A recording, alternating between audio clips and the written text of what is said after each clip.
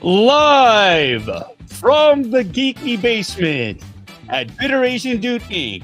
It's Saturday Night Livestream with Brandon Mindell, Ryan Dole, Steve 3, special guest stars Yoko McCann, Webby Webster, and your host, Paul Sum-Hyung Lee. What's up, everybody? How's it going? It is Saturday Night Livestream, and we are here today broadcasting live to you from Toronto, Ontario, Vancouver, British Columbia, Los Angeles, California, Phoenix, Arizona, and Bainbridge Island, Washington State. On 3 different platforms, we're talking Facebook Live, Twitch, and of course, YouTube. I am your host, the aforementioned Paul Sum-Hyung Lee. Welcome to the channel again, everybody. Apologies if I seem a little bit scattered because, once again, my technical prowess amazes me. I had a bunch of different devices that I thought I had muted that were actually on, so I had a cacophony of different feedback going through my headphones. And because I am a professional, I totally panicked, and so that's why. I might be a little bit off right now. We've got a heck of a show for you tonight. This is our 2nd episode of Saturday Night Livestream. We had so much fun last week. We decided to do it again. So thanks for tuning in. I'm just going to cut to the chase, and I'm introducing some of our very, very special friends here tonight. First and foremost, you know him as Dole. I'm just going to say Dole. He's got 5 million shows on YouTube. He does a number of different podcasts, and he still finds time to read a number of different comic books, collect toys, and work in the VFX world. Of course, I'm talking about our friend Ryan Dole. Let's welcome him to the channel. What's up, Ryan? Hey, not much. Just sitting here chilling. I'm excited to chit chat and be social after all these 5 million podcasts and comic book reading. Plus, I'm in the middle of making a costume now too. I don't know. Yeah, I'm insane. And it's a costume that I was like, this is going to be expensive. And then as I start calculating and start getting more stuff for it, I'm like, oh my God, why is this so expensive? Of those? Yes. One of those costumes. Okay. Yes. Oh my God. But that's okay. It'll be fine. Okay, we're going to talk about that in a bit? Sure, we could talk about it. Excellent. All right, up next, we have your friend in mine.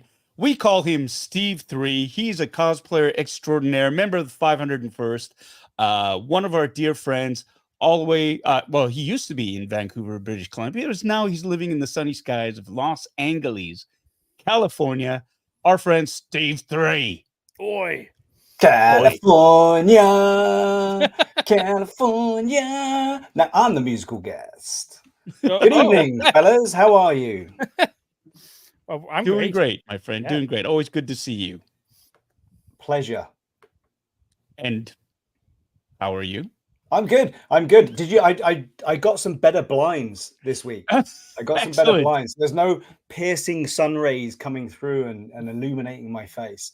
So, Right, the laser beam, kind of like the light from the staff of Ra and Raiders of the Lost Ark was pointing out where the Ark of the Covenant was hidden. One of the best scenes ever in any movie is when he reveals where the Ark is. I love that scene in the map room. Love it. Yeah, everything's going well. Busy. Same thing as Ryan, making costumes, getting ready for SDCC. It's like Con Crunch for me already. Well, that's luckily, right. my costume isn't all rubber, so Ryan's is a bit more tricky. It is. Fantastic. All right. We got a special treat for you. We have two very special guests on the show tonight. Brandon Mindell is actually hanging out with his real friends. He has an improv class on Saturdays, apparently, and he found that he'd rather spend his time with them than with you. So in his stead, we've got a more than capable replacement. In fact, we have somebody who I've been wanting to get on this channel for a while, and for whatever reason, never got around to doing it. She is a fantastic nerd, knowledgeable, smart, very, very funny. You see her on her YouTube channel and on her Twitch stream, Living La Vida Yoko. It's on Tuesday nights. She does a number of fantastic things, and of course you'll see her on the Boba Squadron. She's the voice of reason, the one who reads the most, and the one who has keen insight into the world of Star Wars. Yes, of course, I'm talking about the Yoko McCann. Here she is. I don't know how I got here. First off, you forgot one thing. She also likes to text me at 1:30 in the morning. Oh right. That's right. The president of the Ryan Dole fan club, apparently. That's right. No, here to prove that it's what a not hard me in. Tonight. Yeah. How did I get here? That's the hard in. I don't know how I was watching last week, and now I was informed I would be on this show tonight, and somehow here I am. So that's just the way it works, Yoko. Congratulations. You're on the show. Thank you. I am honored. Thank you so much for joining us. I can't wait to hear your hot take on the latest episode of The Acolyte that premiered last week. I, of course, missed the Boba Squadron podcast last Monday or Tuesday, sorry, because I had other commitments. I was at a baseball game watching my son's team get mercied out. So so I want to talk to you about that. And just spoiler warning for everybody tuning in to this episode of Saturday Night Livestream. We are going to be talking about, like it says in the title, that last episode of The Acolyte. So if you haven't seen it yet and you don't want things spoiled, bounce away. We'll give you plenty of warning once we start talking about the episode. We'll try to keep it spoiler free up until we start talking about it, but you are forewarned. Forewarned is forearmed. But before we get on to that, I'm going to introduce our next and final special guest of the evening.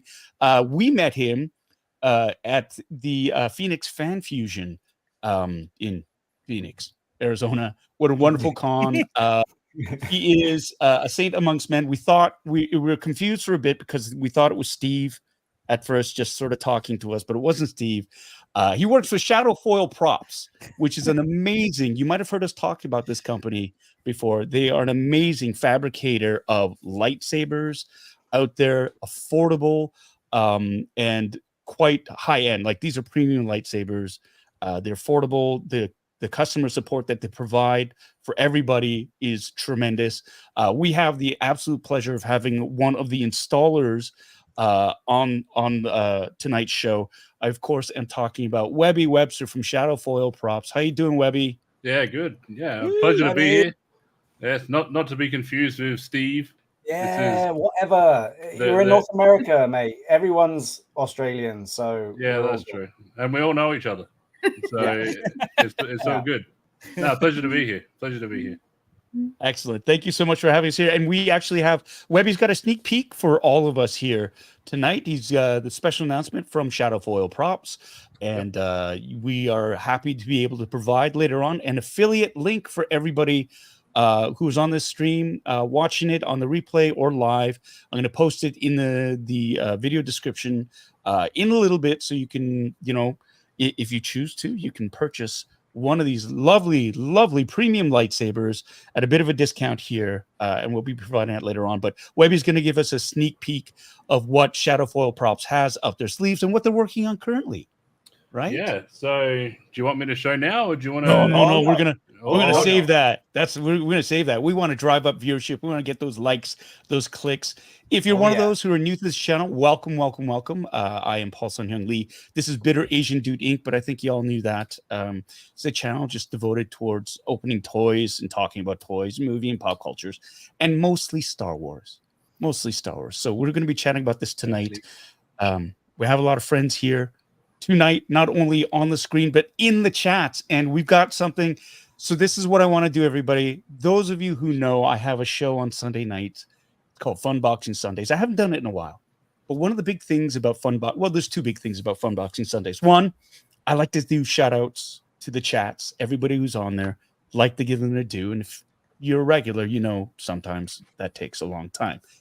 Last week, however, we were able to power through it in less than 5 minutes, guys? Is that a timer? I think it was. Is that a challenge? Damn quick. I think that's a challenge. And so let's see if we can replicate that again. If I can get through the chat in less than 5 minutes to give a shout out to everybody. If I don't, I have to unbox something.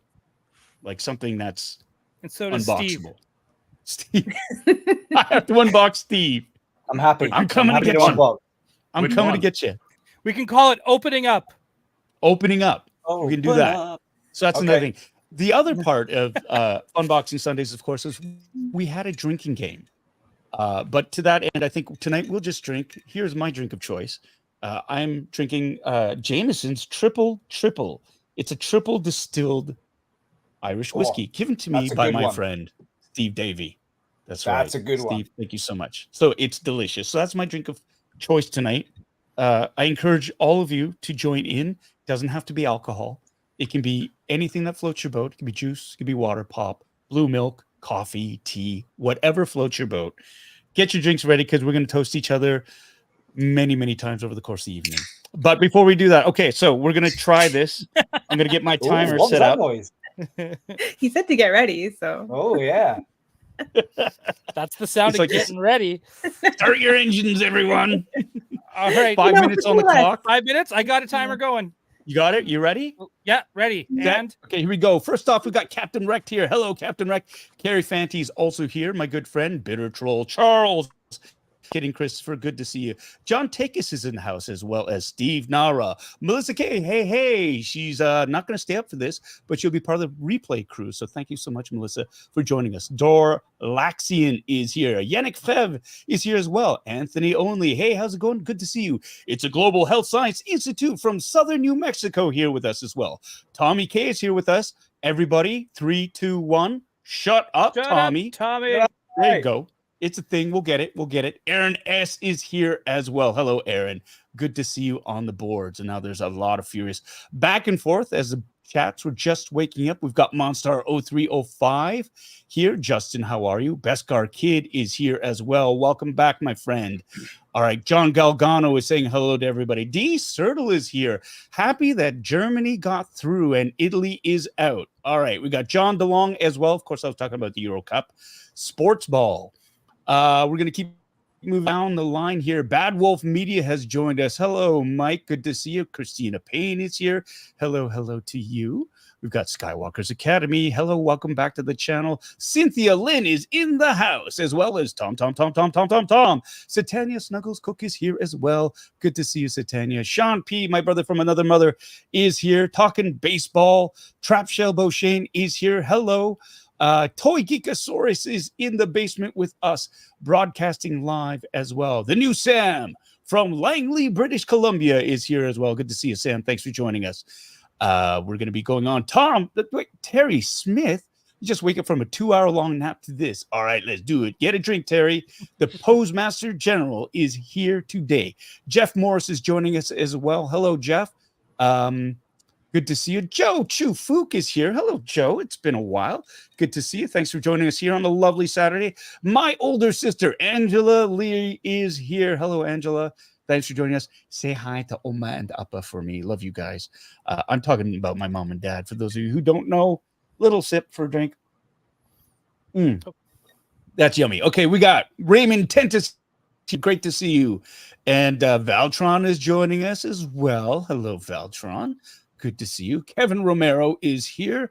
Hello, Kevin. Kevin Kenobi is here. That's 2 Kevins. Shall we go for the hat trick? Christopher Duncan double dipping on Facebook. Thank you so much, Christopher, or Charles, as you are known. Chris Kaz is here. Hello, Chris. Saying hello there. We've got Clever Devlin as well. Or is it Cleaver? I'm going to say Clever. Gary Lau is here. Hello, Gary. And Star Wars Artifacts is here. Thank you for joining us. There's a bit of a glitch here. Christopher Lennon on Facebook Live is joining us. We've got Mechanized here. Hello, Mechanized. Andrew Allen joining us as well from Facebook Live. Matt Logic 44. Hello, Matt. Great to see you on here. Thanks for joining us. Susan Witowski. Hello to you. And let's see, Stefan Martone. That's a new name. Welcome to the channel. Thank you so much for joining us, my friend. Going Neil or Valerie Ogden. Hello from Medicine Hat. Good to see you guys back. It's been a slice, hasn't it? All right. We've got Amy Burnett joining us. What's the time, Ryan? Keep going. We got Jace, Jim Mason as well. We've got Omega Weapon 13. Oh, that took me a while, but I saw that. Love the Galaxy Quest reference there. Obviously, Subdued is here, as well as Chris Nolan from Texas. And we are done. Wow. Look at that, with a minute left. 1 minute left, showing you it can be done. Thank you so much. It is incredible, right? It's incredible. What's incredible is that you're still going to open something up anyways. Oh, man. Yeah. There we I'll go. toast for that. Cheers. Simon T. O'Reilly is here as well. We'll toast that. I will open something. What should I open? Should I open up a Micro Galaxy Squadron, a Chase, or a Rare? Before we open it, we should probably talk about that. All right. Well, we'll do that, Steve. You'll take the lead on that. We had some news in the Micro Galaxy Squadron world for those of us that enjoy that one. That's right. Why don't you fill us in on what Micro Galaxy Squadron is, Steve? Micro Galaxy Squadron is a scaled version of all the craft that we see in Star Wars. It's an affordable option for anyone that likes collecting ships, and you should be able to go out there and find them in your local stores. And you can, they're so affordable, you can armada build. So they're doing anything from speeder bikes to starships to light cruisers, and it's amazing quality, amazing paint jobs and playability of them. These things are not meant to be in boxes. These things are meant to be pulled out and shown off and played with, basically, because you don't know what you've got until you open it. What's that? Nothing. Keep going. Oh my God. Wait. 21 minutes into the live stream. First innuendo. Yeah. Okay. There we Brilliant. go. So yeah, if you guys haven't seen it, check it out. Micro Galaxy Squadron. I'm addicted. I love these things, and they just dropped on us this week. Paul, what did they drop on us this week? They had this great announcement, of course. The fans of the show Rebels, the animated series from Star Wars, and of course Ahsoka will recognize the ship. It's called the Ghost. They actually there was an advanced peek of it back in March, during the March of the Empire in New York City, where they revealed that they were going to be releasing a version of the Ghost in the Dreadnought class ship for Micro Galaxy Squadron. They just dropped yesterday, or was that today? Earlier today, I can't remember. It's a bit of a blur. It was yesterday. It was yesterday. So there is a battle pack that is going to be released, and in this special battle pack, you not only get the Ghost. This special version, it was released on Amazon Canada and in the UK.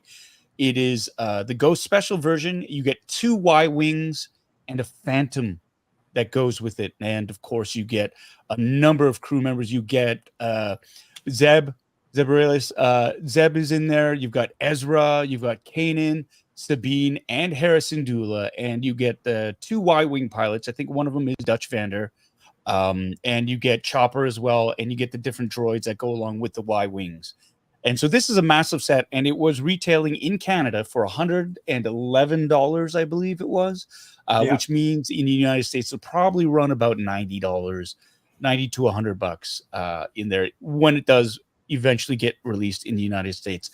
And that's a big thing. It sold out in minutes. All the pre-orders on Amazon, as soon as it dropped, they ran out of stock. They're temporarily out of stock right now. So if you go onto that link, you'll see that it's out of stock. But in America, they haven't released them yet. But fear not. I'm sure it'll be coming. Yeah, I hope so, because I was really quick on the release there and let my fellow toy collectors know that this is the chance. This is the first time I've seen Micro Galaxy actually send something out Canada first. I mean, this was a Canada exclusive first drop, which I haven't seen since this stuff came out. And probably a lot of people in the chat are probably moaning about the fact that availability of these is very scarce in certain places apart from in the States. But I think they're trying to get on top of that game and make it more readily available. So it went to Canada first, and then they dropped it in the UK. So Canada and the UK were the first ones to get this box set, and it's not even showing up in the States yet. So I'm hoping we're going to see it, because even though I let my friends know that these things were dropping at 11 o'clock, actually it was today, wasn't it? It wasn't yesterday. It was today. Yesterday. Well, it was yesterday. Oh, was it? Okay. 11 o'clock it dropped. At 11 o'clock it dropped, and guess what time I had a reply of, oh, it's out of stock. 11:02. No, 1 o'clock in the afternoon. That's way too long to be waiting to get on something that's an exclusive. Am I right, chat? Am I right? That's the thing. You know what? If you stayed in Canada or the UK, you would have had it.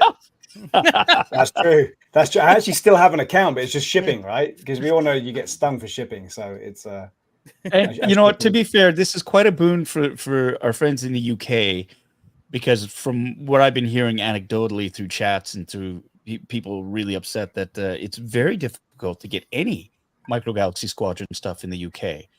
So for them to get this set, yeah, no, true enough. But I mean, we're physically close, so we have friends, for example, who live in the States who can pick stuff up for us. It's easier for a lot of Canadians, for the majority of Canadians, to make a day trip down to the US to grab some stuff that's in stock and bring it back up with them. But the UK, I mean, they're on the other side of the pond, and there aren't very many other countries in the European Union that have been getting regular drops of these ships, right? So speaking of which, I remember when they dropped Series 6 on us last week. And I know you were like, oh, Series 6 is coming out, get on it. And just to that point, making a point, I was able to also get you, in case you don't get it up there, the new Armada collection.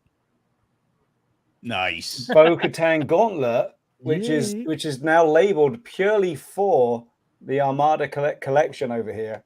There you go. And it has a totally different card back than normal. Oh, wow. So it's all red. The paint job on this, Paul, is totally different than the original too. It's got a blue silver to it. So yeah, I managed to grab you one of those ones. Thank you very much, my friend. And I am on the hunt for you.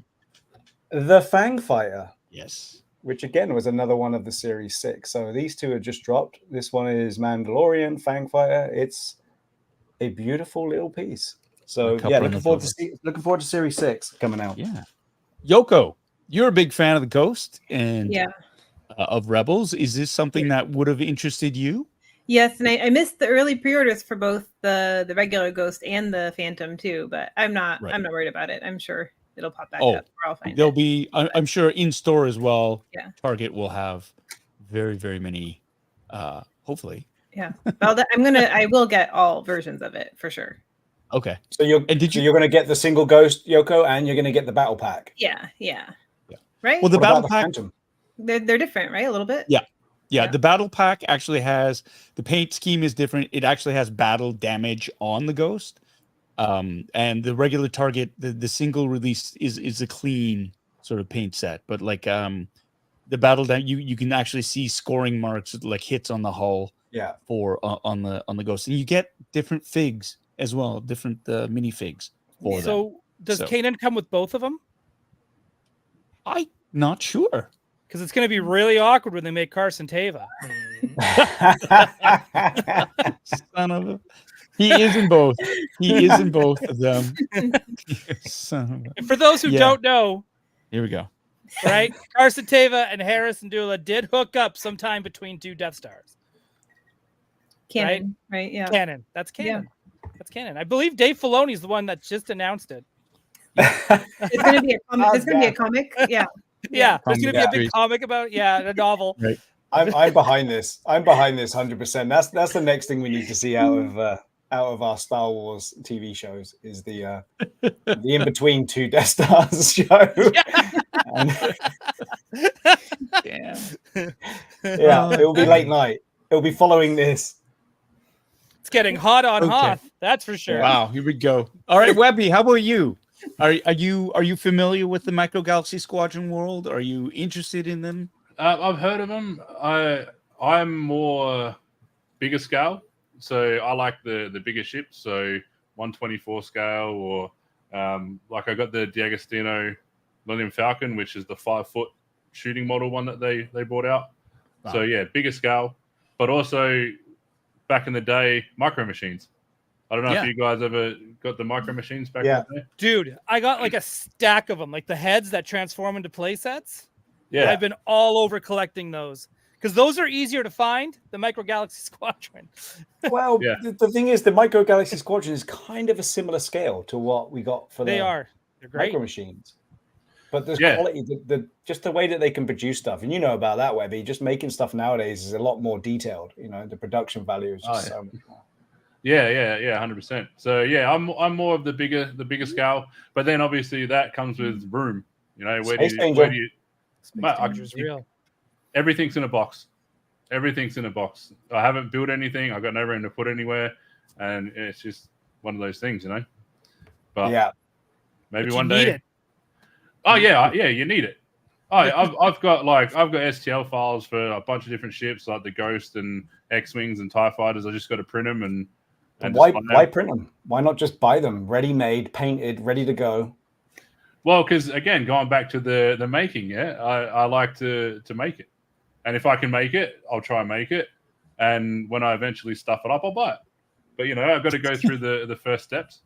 But yeah, no, it's just one of those things. I've always been bigger scale, bigger guy, bigger scale. So just got to find the room. What did you do with your Falcon, by the way?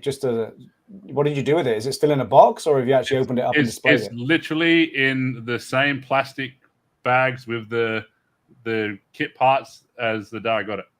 Wow! I haven't even looked at it. Wow. Okay. So I got them back home in Australia, and when I come over here, I shipped back. I didn't keep the magazines because I downloaded a PDF, and just chucked them all the pieces in there, expecting them to build it over here, and it's been sitting in the box for like 6 years. So Yoko, did you order the Ghost, the Hasbro Ghost? I did, yeah. Okay, I thought you did. I just want to doubly make sure. What's your plans for that? Because I'm always interested. I haven't figured that out yet, but I figure I could put it like there on the floor. Just on the floor. There. Yeah. Like I will your belt is. Like I will move stuff for it, you know. Yeah. So like that will be the centerpiece for sure. So yeah. Right now, I constantly move my Millennium Falcon around on the floor or somewhere where there's a hole or gap. Yeah. So I don't know what I'm going to do with two huge tabletop toys. Yeah. Yeah. Yeah. It's going to be great. I'm excited for it. I'm excited for it as well. It's a beautiful looking toy. I still watch their like reveal video because it still gets me hyped up because it's just like they nailed how you start it. Your morning. That's how I start my morning. Yeah. I just coffee, an old Haslab reveal, and I just get excited of just like, damn, I cannot wait for this goddamn toy. with a touch of anxiety of where the hell am I going to put it? Oh man, yeah, there's a little bit of that, but I'll figure it. Yeah, that's next year Ryan's problem, right? And how many did you order, Paul? It's in a few months. Problem. Yeah. I ordered 2. Okay. I ordered two. I don't know why. I ordered 2 because you were going to sell one to make the money back on the other one. I think that was initially that's what it's turned into. But I also got one just in case one of my friends had a case of the FOMOs and was like, and it's like, hey, I got you, right? And you sort of do that. So that's a nice thing to do, though. Yeah, that's the thing. And you know, if that falls through, and it's like, I can flip it. I could flip it, right? So there is that. I'm gonna just sort of I'm going to point out we got a super chat here. Woo.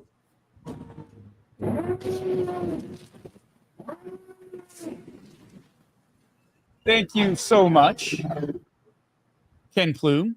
Good to see you on the boards again, my friend. $2 super chat goes a long way. Just a shout out and a howdy, yeah, goofballs.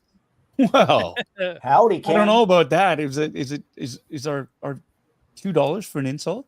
Yeah, I'll take it. Sure. Take it. Reasonable. Thank you so much. Ryan's easy. Yeah. There you go. $1 Skywalker's step on Academy. me. Whatever. Yeah. Yeah. Oh. There you go. Skywalker's Academy bought 2 as well. I almost grabbed a second one, like as it was in the final minutes, and then I thought, why? But just because, like, I was excited, you know, like I wanted. I'm like, I need the rush again of buying it again. Yeah. If you buy 2, it'll get here faster. Right?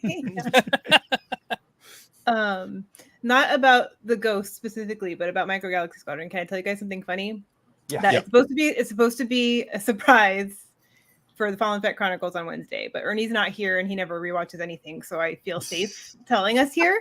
Yeah, but be careful. You know, Steve doesn't like fun, so just. But Steve probably won't like Steve this hates either. fun. This will offend some of you in the chat, but most importantly, the key is that it will offend Ernie. Okay, but you know how the Sabine TIE Fighter has been showing up at Ross for $5 in the US? Yeah.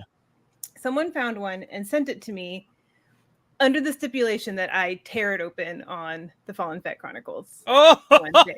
Oh. So it just arrived here today. Ross $5 sticker and all. Oh my god! Oh my god! Steve's losing his mind. That's the only one I Wednesday. think Steve is missing. Is that correct? It's the only. Wednesday. It's the one that's. Oh my gosh.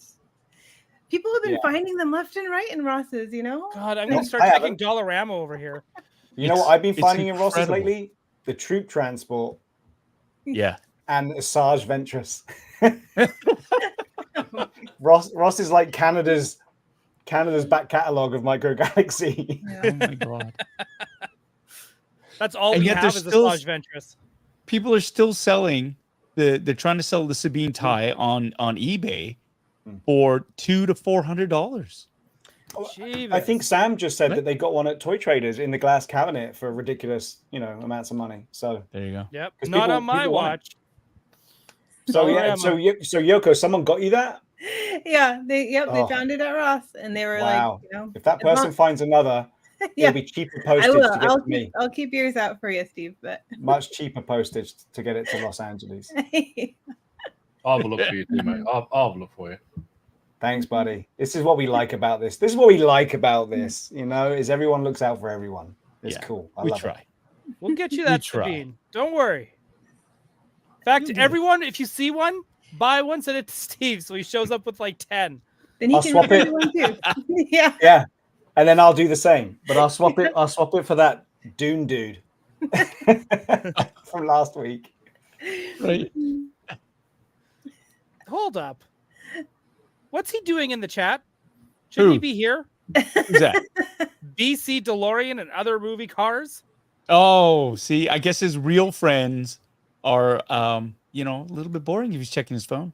Yeah. Wow. He's probably What? just sitting there going, oh, yeah, those guys. Let's Yeah. just keep having fun, real friends. Let me just send them a text. See, we know the thing is Yoko's amazing because she actually does like Star Wars, unlike Brandon, right? So, yay. Wow. That's true. The truth hurts. Let's toast to that one. There you go. I also want to shout out here. Where did it go? Oh my god, it disappeared. Where did it go? Colin Armstrong. How do I get a shout out from Paul? Well, you don't have to pay. You Oh, can I was going to just- say $5 super chat. Look at Oh, Yeah, I let's do misread that. Yeah. Yeah. 100 likes. Don't read Like, this, let's Paul. do that. I'll read it. I'll give him a shout out for free. Ryan Dole says, "Hey, Colin Armstrong. Glad you could be here joining us today. If you want Paul to say hi to you, that'll be $5." Oh my god. There we go. And demonetized. No. Okay. Any other news? We got the Ghost dropping. Hasn't dropped. And here's the other thing too, because he dropped on Amazon Canada, and they are notorious for taking the pre-orders, quickly canceling them. Has that ever happened to any of you? Where you've pre-ordered something? I mean, that's how I met Kevin Wong, towing around. I was following his Facebook. He posted something on Facebook in a group, and I saw it, and then it was with the Black Series. It was the Mandalorian, and I said I was really pissed because I put it on pre-order. I got on pre-order from Amazon, and I ended up not getting it at any of the other stores when they were readily available. And then they all sold out at the stores, and then Amazon Canada canceled my pre-order, so I got screwed thinking that I got one, and then when they fell through, I couldn't get one at the stores, and then it was just that whole FOMO thing. Has that happened? Because I think it's already happened on Target actually for me, because I tried to get in on that pre-order for the Sith fighter, Darth Maul's Sith fighter, and I had it in my basket, and I paid for it, and then minutes later I got another email saying no, we've canceled your order because we're out of stock. That was for the Sith fighter? For the Sith fighter. I missed the Ghost completely. For the Ghost. What's that? I thought that was for the Ghost, the single Ghost. Yeah, the single Ghost as well, but they had the Sith fighter as well. And they're all sold out anyway. Pre-orders are all sold out. Guess what? What's that? Got 2. Oh, good for you. Are you sending one to me? No, like for real? Because you guys have been. I got you one. But the thing is, here's the thing. It will probably show up at Target more as it gets released. That's just the pre-own, right? So yeah, I've got them. We're covered, right? So we're good. Well, we're good. I'm covered. Paul's still not. I'll live. I got connections. I got connections. That's why I never get too upset over things, because I got a guy I can ask. I'm going to say a quick hello to Carl. Carl, hey Carl, long time no speak here. So hi, good to see you in the chat. Thanks for joining, and also to Harv. Hey Harv, how's it going? Good to see you. Thanks for joining. Nice. Thank you. Johnny Cox also in the house as well. I see him. Yeah. Johnny. Good to see you. Thanks for joining. Trap Shell, Bo Shane. My helmet. Amazon canceled my order, and I yelled at Trap for not getting it for me. We ordered again, and it has arrived. There you go. Nice. So that's a happy ending. Kevin's also here. Yeah. Kevin, what's up? Other Brandon. Yeah. Alternate Brandon 1. Yeah. Deserto also says that you can still pre-order the regular Ghost at the GameStop. Oh, of course. Canadians. The GameStop. The GameStop. Hey, speaking of helmets, did you see that Buddy's helmet there from Acolyte went on pre-order and it's already sold out on Pulse? Really? Because people hate the show. Yeah, of course. Of course. But it's sold out somehow, some way. It's weird. Yeah. Don't know how that happened. Wild. Maybe it's the same group of haters who are buying it all so that no one else can get it. And they'll have a big bonfire. So they can burn all the stuff from the Acolyte, because how dare they? Meanwhile, Star Wars and Hasbro just look at that and go, damn, we need to make more Acolyte. Exactly. Yeah. Well, I fear not. I believe you can still pre-order them at ecollectibles.ca. And while I don't have an affiliates link for them, I think if you use the code Toying Around, you get 5% off you do your order. I do that all the time. There you go. So a little shout out to Kevin's channel, Toying Around. There you go. Don't you think 5%'s not a lot, but all of a sudden you see the amount it takes off your order, and you're like, I'm going to start using Toy Arounding on everything. There you go. It doesn't work on everything. Yeah. I tried using it at the grocery store, and they said no. Dude, 5% is better than a poke in the eye with a sharp stick, right? A lot of things are better than that, Steve, to be fair. I don't know. Depends. Right? Are we watching The Boys? Not yet. Haven't started this season. Haven't started this season yet. Okay. I'm very excited for it, though. Very excited. Yeah. Is this our little segue into Acolyte? Do you think we got enough time to give people a chance to disappear if they haven't watched it? Well, here's the thing. So we're gonna again. Here's another warning for those of you who don't read the and Yoko, you're used to this. What? People not reading things? Who haven't read the title of this tonight's show? We are going to be talking about, because how can you not talk about the 5th episode of The Acolyte? We will be speaking about it very, very soon. If you haven't seen it and you don't want it spoiled, I highly recommend you just sort of click like and subscribe and then sort of click off, and then you can rejoin us on replay afterwards once you've seen the episode. And I highly recommend you go out and you watch that 5th episode of the Acolyte. So forewarned is forearmed. Forearmed. No, what is that? Forewarned is forearmed. That's it. You've been warned. We're going to start talking about it very soon. Like now. So, is that time? Now. I did my thing that I talked about. I did the watch the 3 episodes back to back. Yeah. And man, I enjoyed that. I enjoyed that because you get to see some of the things that people are getting antsy about, but when you just watch it and move on to the next, it really doesn't impact you that much. And I couldn't quite see what the fuss was about. So I enjoyed watching, don't get me wrong, got my critiques, but I enjoyed it and it kept me going through and through and through. So I can highly recommend not being the first person to watch the show and just watch a couple of episodes at a time. It really makes a difference. It's almost like there was a race to hate. I got to be the first to shit all over this thing. It's like. Oh, is he frozen? Yeah, demonetized and gone already. I'm sick of that whole. There we go. Yeah, but I'm tired of it. Someone's streaming Acolyte upstairs. Right? Hang on. We We totally missed all of that, Paul. We missed we missed all of that. Oh, bit of did that. I get frozen? You got frozen. Yeah. Disney was like, No. not today. He's not allowed to How speak. dare he? How dare he? No, it wasn't Disney. It was the haters. That's it. Yeah, the haters The paused haters. Yeah, they found me. They've paused me. No, basically what I was saying is like it seems to be like there's a race to hate. People cannot wait to be the first ones to angrily watch it, hate watch it, and then post their clever missives about how much they hated it online first, right? Like it's just this whole boring sort of waste of energy where people just want to point out every single little fault. Like they're just looking for things to shit on, right? Mm-hmm. And it's like you said, Steve, it's like if you really hate something that much, why are you watching it? Yeah. And why are you making the effort to let everybody know that you hated it? Yeah. I don't know. Yeah, well, screw those guys. Let's talk about what we enjoyed, and that was this last episode. Last episode had death and destruction and final warning. We are we're going to like talking crazy about spoilers and in Yeah. great detail. episode 5. Yeah. And right to the ending. You right? haven't seen it. You can't get upset. Been forewarned. You've been armed. Forewarned. Whatever. Yeah. Let's begin. You've been foreshadowed. Let us begin. Here we go. Foreshadowed. Yeah. You've been Careful. warned. We're about to get foreskinned over here. Oh, Ryan.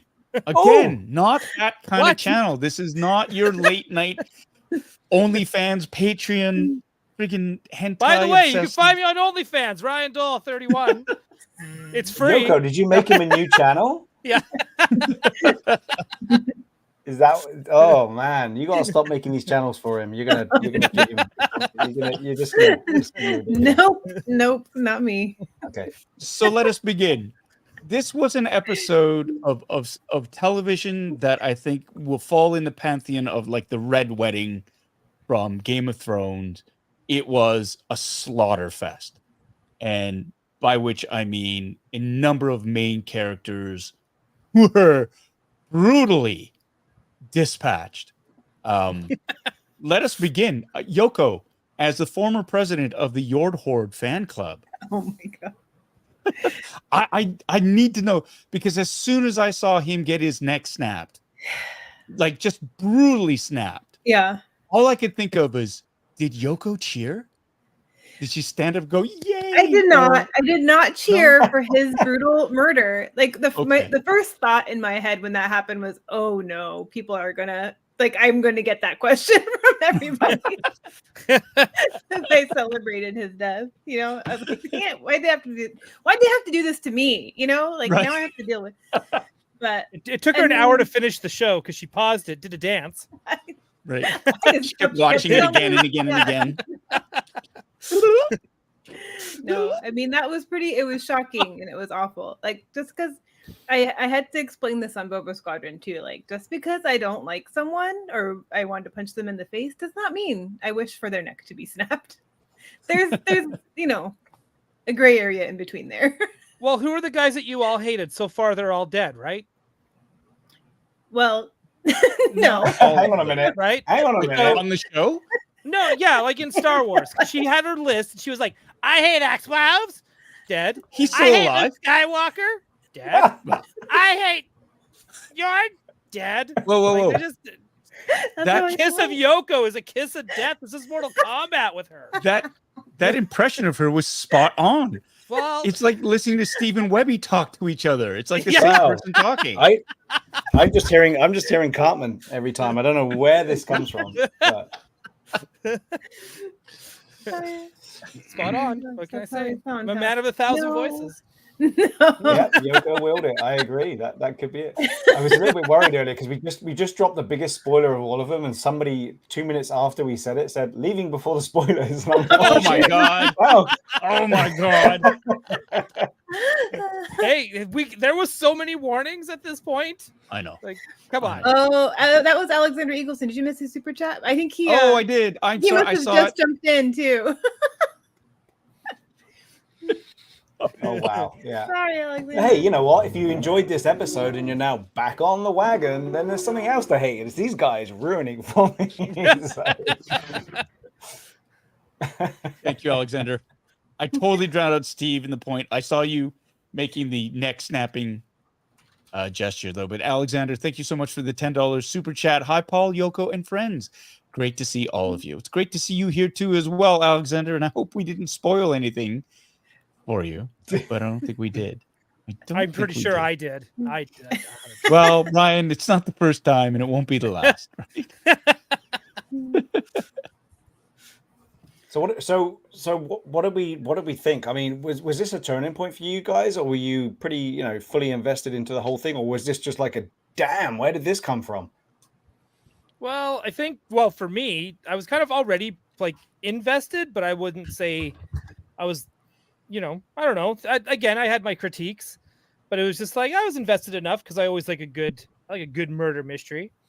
But man, when he showed up at the end of episode 4, and then the credits rolled, I was like so mad because I was like, no, we do not stop here. This is where I envy you, Steve, for watching them back to back to back and waiting. I tell you, man, because I was like, I was ready to like pick up my couch, throw it through my refrigerator, through the next wall, out the building. Like I was like about to Hulk out. I was like, no, don't do this now. And then the next episode starts and it just goes. And I was like, yep, this is a show about Sith, just like they said. And it was, no, it's awesome. It's so good. It's so good. Yeah. I always knew it was going to be a different kind of show. They said it was going to be different. Yep. I think a lot of the hatred that came from it for the show was they thought, oh my God, it's going to be one of those different woke shows because they have witches and blah, blah, blah. And they thought that's all it was going to be about. But really, I mean, Leslie Headland, my God, that was, I mean, you're literally killing your babies. You get audiences to invest in these characters, whether you find them annoying or not. You start to care for them and to have them brutally wiped out at the halfway point, it shows no one is safe. Like no one is safe. And it really makes you rethink everything that's going on. Now, I've read in articles where she says, it's like, it's about the villain has to be a villain, a proper villain where they kill people that we care about to give them that villainous quality. The stakes have to be there. And Star Wars has, of late, death hasn't really had the same sort of weight to it. You get cut in half by a lightsaber, you'll show up later. You get stabbed through the chest with a lightsaber, you'll be fine in a couple more episodes. Things like that where death isn't really death because you'll get cloned, you'll be this, you'll be that. Whereas this was just so, I mean, when Jackie got the 3, Father, Son, and Holy Ghost type thing, right? It was just like, oh, and she went down. I thought, oh my God. It was brutal. It was pretty brutal, man. It was pretty brutal. Yeah, it wasn't an off-screen sort of death. It was a no holds barred, no doubt about it, you are dead. You're same thing. You think the plucky heroes are somehow going to escape him and blah, blah, blah. No, they are wiped out. I totally thought those three were coming out unscathed. Yeah. Right.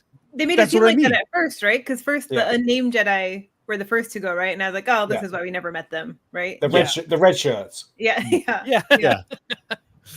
So you're right. They did kind of fool you into like getting a little comfortable, I guess. Especially after Fjord survived the first one, right? Like when he was Okseeyou the first time. And then when X-23 is like fighting him, like and holding her own for a majority of the episode, that's where you start to think like, oh yeah, she's getting out of this. Mark her safe on Facebook. She's fine. Yeah, right.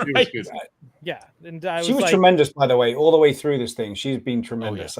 She's one of my favorites. I enjoyed everything about the character. It was amazing, and it was a bit of a bummer to lose her at the end there. So, am I wrong, or have we lost 50% of what the original cast was from when we first started this? Now, over 50%, maybe more. Maybe more. All the big players that you thought. I mean, Carrie-Anne Moss's character, right off the bat, right? Oh, that was the one though. That was the weird one for me. The which? Like, Carrie-Anne Moss, first episode, just bang. Yeah, just. Done. Like that should have told us, right? That none of them were safe. Yeah. But we still got comfortable. We got all. This is Disney Star Wars. Now this show just needs some romance, and it could be the best damn series out of all of them. Star Wars After Dark. Star Wars After Dark. No, let's not go there. Don't give him ideas, Webby. Don't give him ideas. He already has those ideas in it. Yeah, I'm sure you know all about. And I feel bad for you. Stop texting him at 1 a.m.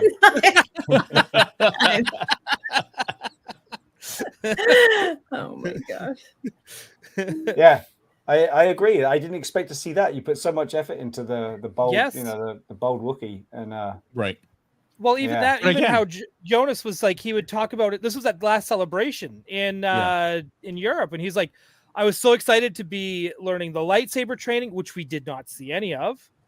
Yeah. And then there could be a flashback. You could, I don't know, but whatever. It was just like 6 episodes of flashbacks. Yeah. He was they're all, well, we have to find out because Saul still has, like, every time he's about to tell Osha what's happened, he gets interrupted or something happens. Like they all get killed.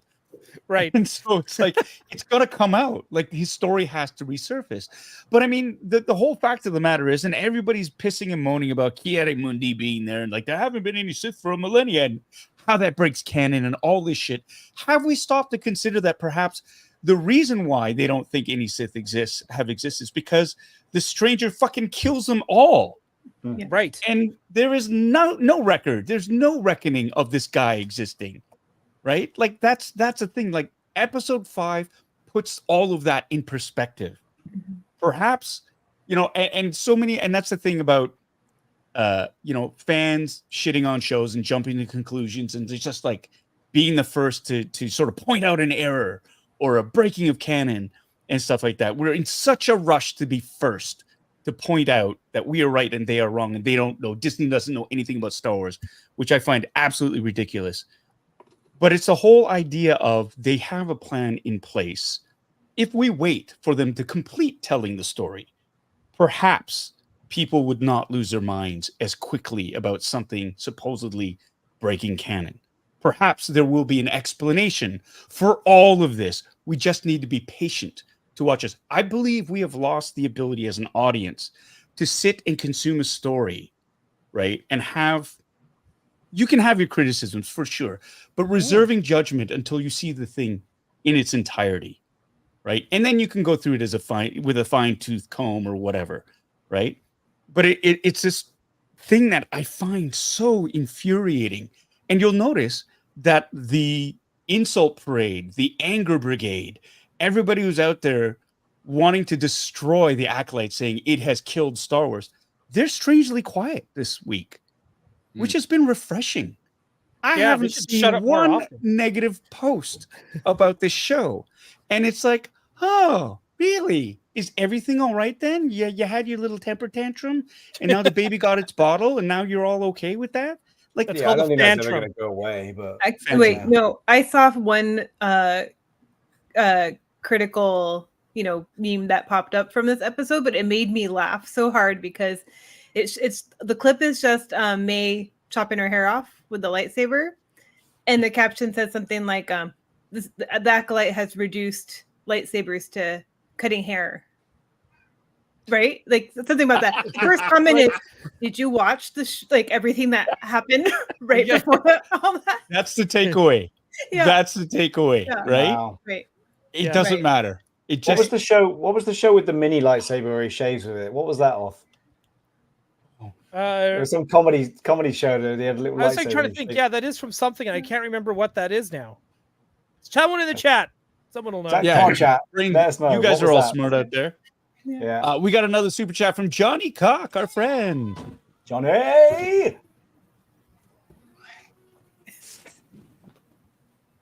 Just basking in Paul's facial hair, A-game glory. On point. Okay, carry on with wonderful Star Wars discussions. Thank you so much, Johnny. I am flattered by all that. Thanks so much for the super chat as well. That's awesome. Sorry, let's continue on. Oh, wait, there's another one here too. Oh, dear. People are giving us more money. Oh, Ken Plume, thank you. Wait, Ken Plume didn't die, though. Are we sure? I mean, he should have died, but he didn't. Pretty sure he died. We need a warning. It cracks me up that everyone on Yoko's list. Yeah. He's dead. Who's dead? They're all dead. They're all dead. They're all dead. If Yoko named them, they're dead. They're dead. But I want to go back to the reveal as well, like Ryan, you were talking about previously. So the reveal, the coming down behind that reveal was so good. He's like something out of like The Grudge. They filmed that sequence in reverse, apparently. Oh, they did? Yeah, so he didn't drop down. They lifted him out. Right. And then they reversed it, from what I heard. Okay. It was so good, though. It got you. I mean, I'll be honest. Nothing about it has got me up until, certain things that grab you. And that's what TV and film is supposed to be about, right? It's supposed to grab you. So, that was probably one of the first times I was like, ooh, what's going on? That was amazing. It was what an entrance. What a ridiculously not loud, not even a hard in. It's like a soft in, but a really good one. Don't say it. Like I'm not. I was just gonna say it is like it is the opposite of what Darth Maul's entrance was. You know how Darth Maul was like kind of flashy and the two things shoot off and we just all like cheer and lose our goddamn mind. Was Ryan. Yeah, right. Well, we all did when we all first saw that double-ended lightsaber. It was like, this is the coolest shit ever. And but one of the things you were saying earlier. You were saying earlier about him not being a Sith. That's kind of reminds me of Darth Maul in Rebels, where he's neither one or the other. He just wants his revenge, right? He wants revenge. The stranger wants freedom. I thought that was kind of cool. Yeah, it is definitely kind of cool. Well, I mean, the Jedi are indeed being painted with a different brush. Oh yeah. It is. This whole idea of them, they just go around, they find force-sensitive children, and they just kind of take them, like thousands of them, and they control how the force is used. I mean, that's what the stranger's intimating, is the fact that I just want to be free to use my powers how I want to use them, and not be controlled by the Jedi. Right. And so it's almost like golden handcuffs, or a gilded cage type thing. As long as you follow the rules of the Jedi, it's all cool. But if you want to be different, there's going to be problems, right? And so it's an interesting way of really, I mean, the Jedi aren't as altruistic or as perfect as they're made out to be. And this is something that Leslie Headland is doing a fantastic job at doing. There are gray areas, and Saul, he's not clean at all. You see how conflicted he is. You see something happened there, and they've been covering it up or this or that, and it is something that's sitting with them. So I want to ask a question then, because the stranger, the Manny Jacinto's character, once the reveal happens and the helmet gets knocked off by Jackie, he's like, you don't remember me? So what do you guys think that relationship is between the two of them? I've read some really fantastic, like crazy ass theories, but one that's kind of hit and I went, oh damn, maybe this one has a little bit of substance to it.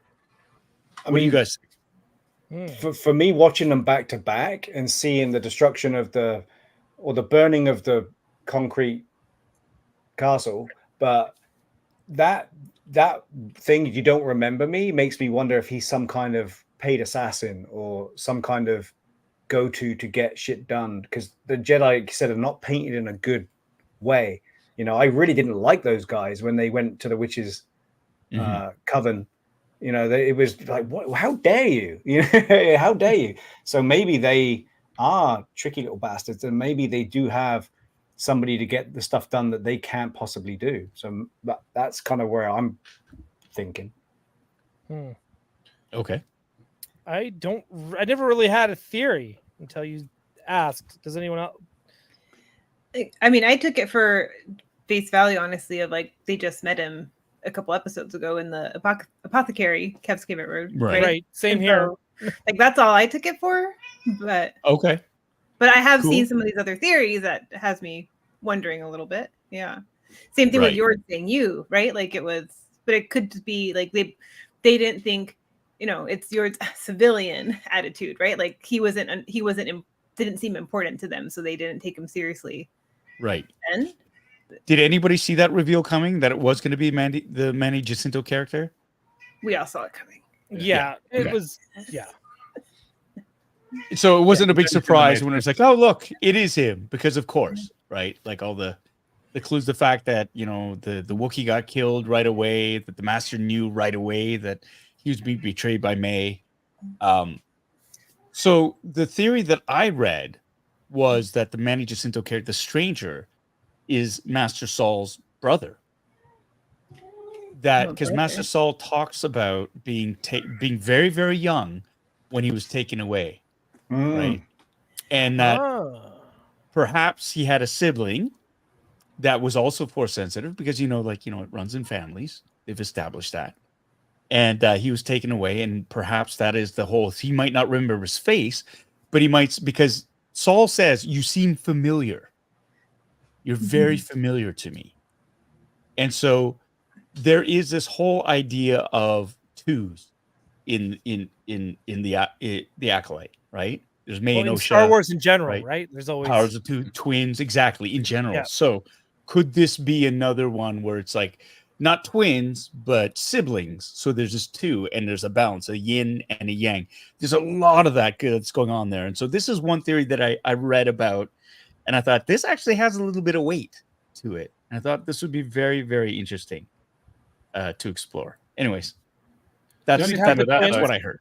Yeah, go ahead. The thing is, do you think that they would, being how it's done so much before, do you think that they would go down that route?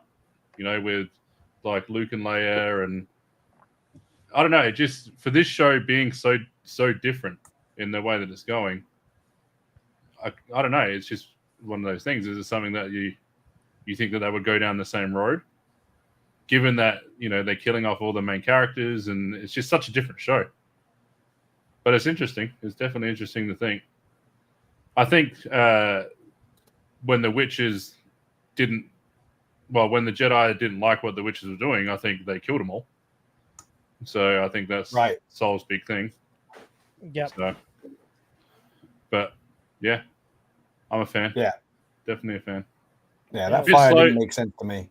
No, and it seems like something had to perpetuate it. You know what I mean? Like it was isolated to that one room, and then suddenly, like, concrete's on fire at many levels. So yeah, I don't know. I'm here for it though. Yeah. I don't. Yeah. Witches kind of get it bad in Star Wars. Yeah. The Covenants, they get wiped out.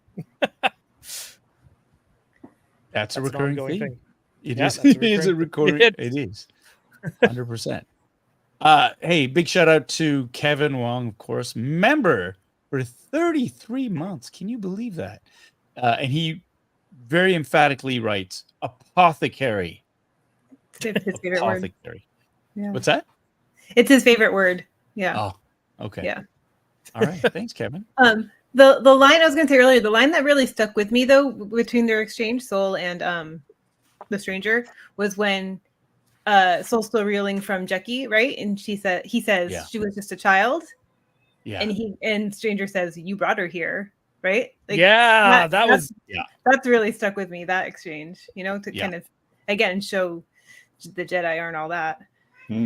Well, and it's another recurring theme of bringing Padawans to battle. Right. Like, these are child soldiers, basically, right? Ahsoka was one.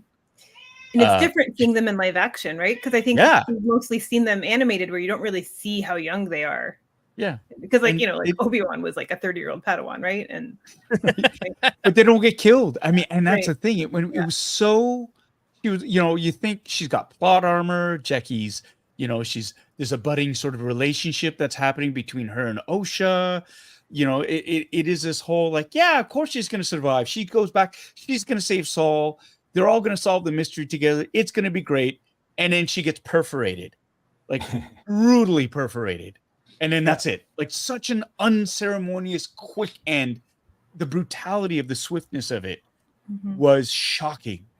And the three pops were good. Boom, boom, boom. She's dead for sure. She's gone. Right? Really make sure we got it. Yeah. Well, we all know that one doesn't do the job, right? Yeah. So it's like it's a triple tap. Had to make sure. So and the way, that was so good. That was a good brutal death.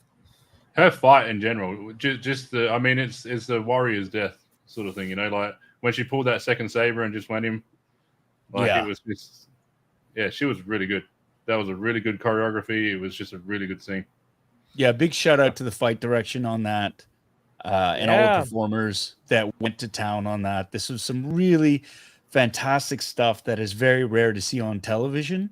Like, this is film quality stuff that they pulled off there. So kudos to all the actors, the stunt performers, the fight choreographer, the fight director, and the crew for capturing it all. You know, it's you can underlight that so easily. You can Joel Schumacher the hell out of it and make cuts where it's like, what's going on? I don't know what's going on. And it was just, I held my breath for a lot of that episode. So props to just everyone across the board. I think that was ILM that was still doing this show as well. Again, just great stuff. One of the best things about that fight, though, that I'm surprised we never have seen sooner, whether it was with battle droids or whatever, is the shish kebabbing. The force pull shish kebab. Oh, the force, yeah. And I was like, kebab? Holy moly, that was brutal. What is that? That's right, Kevin. Yeah. And then just to be sure, he cut off their heads. Yeah. Are they going to go back and collect the bodies, or is he just going to leave them there? That was the other thing, right? Like, even just leaving Jackie's body there. Yeah. He was like, we have to go. And I thought, okay. I mean, I guess maybe part of the Jedi way is, the bodies they're just the shell, right? The true essence of them, they're luminous beings of light, right? That's what they are. This physical form means nothing. So once they're dead, it's detritus. It's just, you disregard it and move on. Right. Maybe there's a 10-minute rule. You don't touch it for 10 minutes and then it disappears and it's just a cloak, just like... Well, I only say that because they did it with Vader, right? Luke dragged his old man back to Endor. And then, and Qui-Gon, but I guess they were on Naboo, I believe, for the funeral. Yeah, Qui-Gon was the first one to be taught, to learn the nether realm of the Force, to be able to turn people into Force ghosts. Yeah, sparkling glowies. And he didn't disappear. He got burnt. No, he got burnt to a crisp. Yep.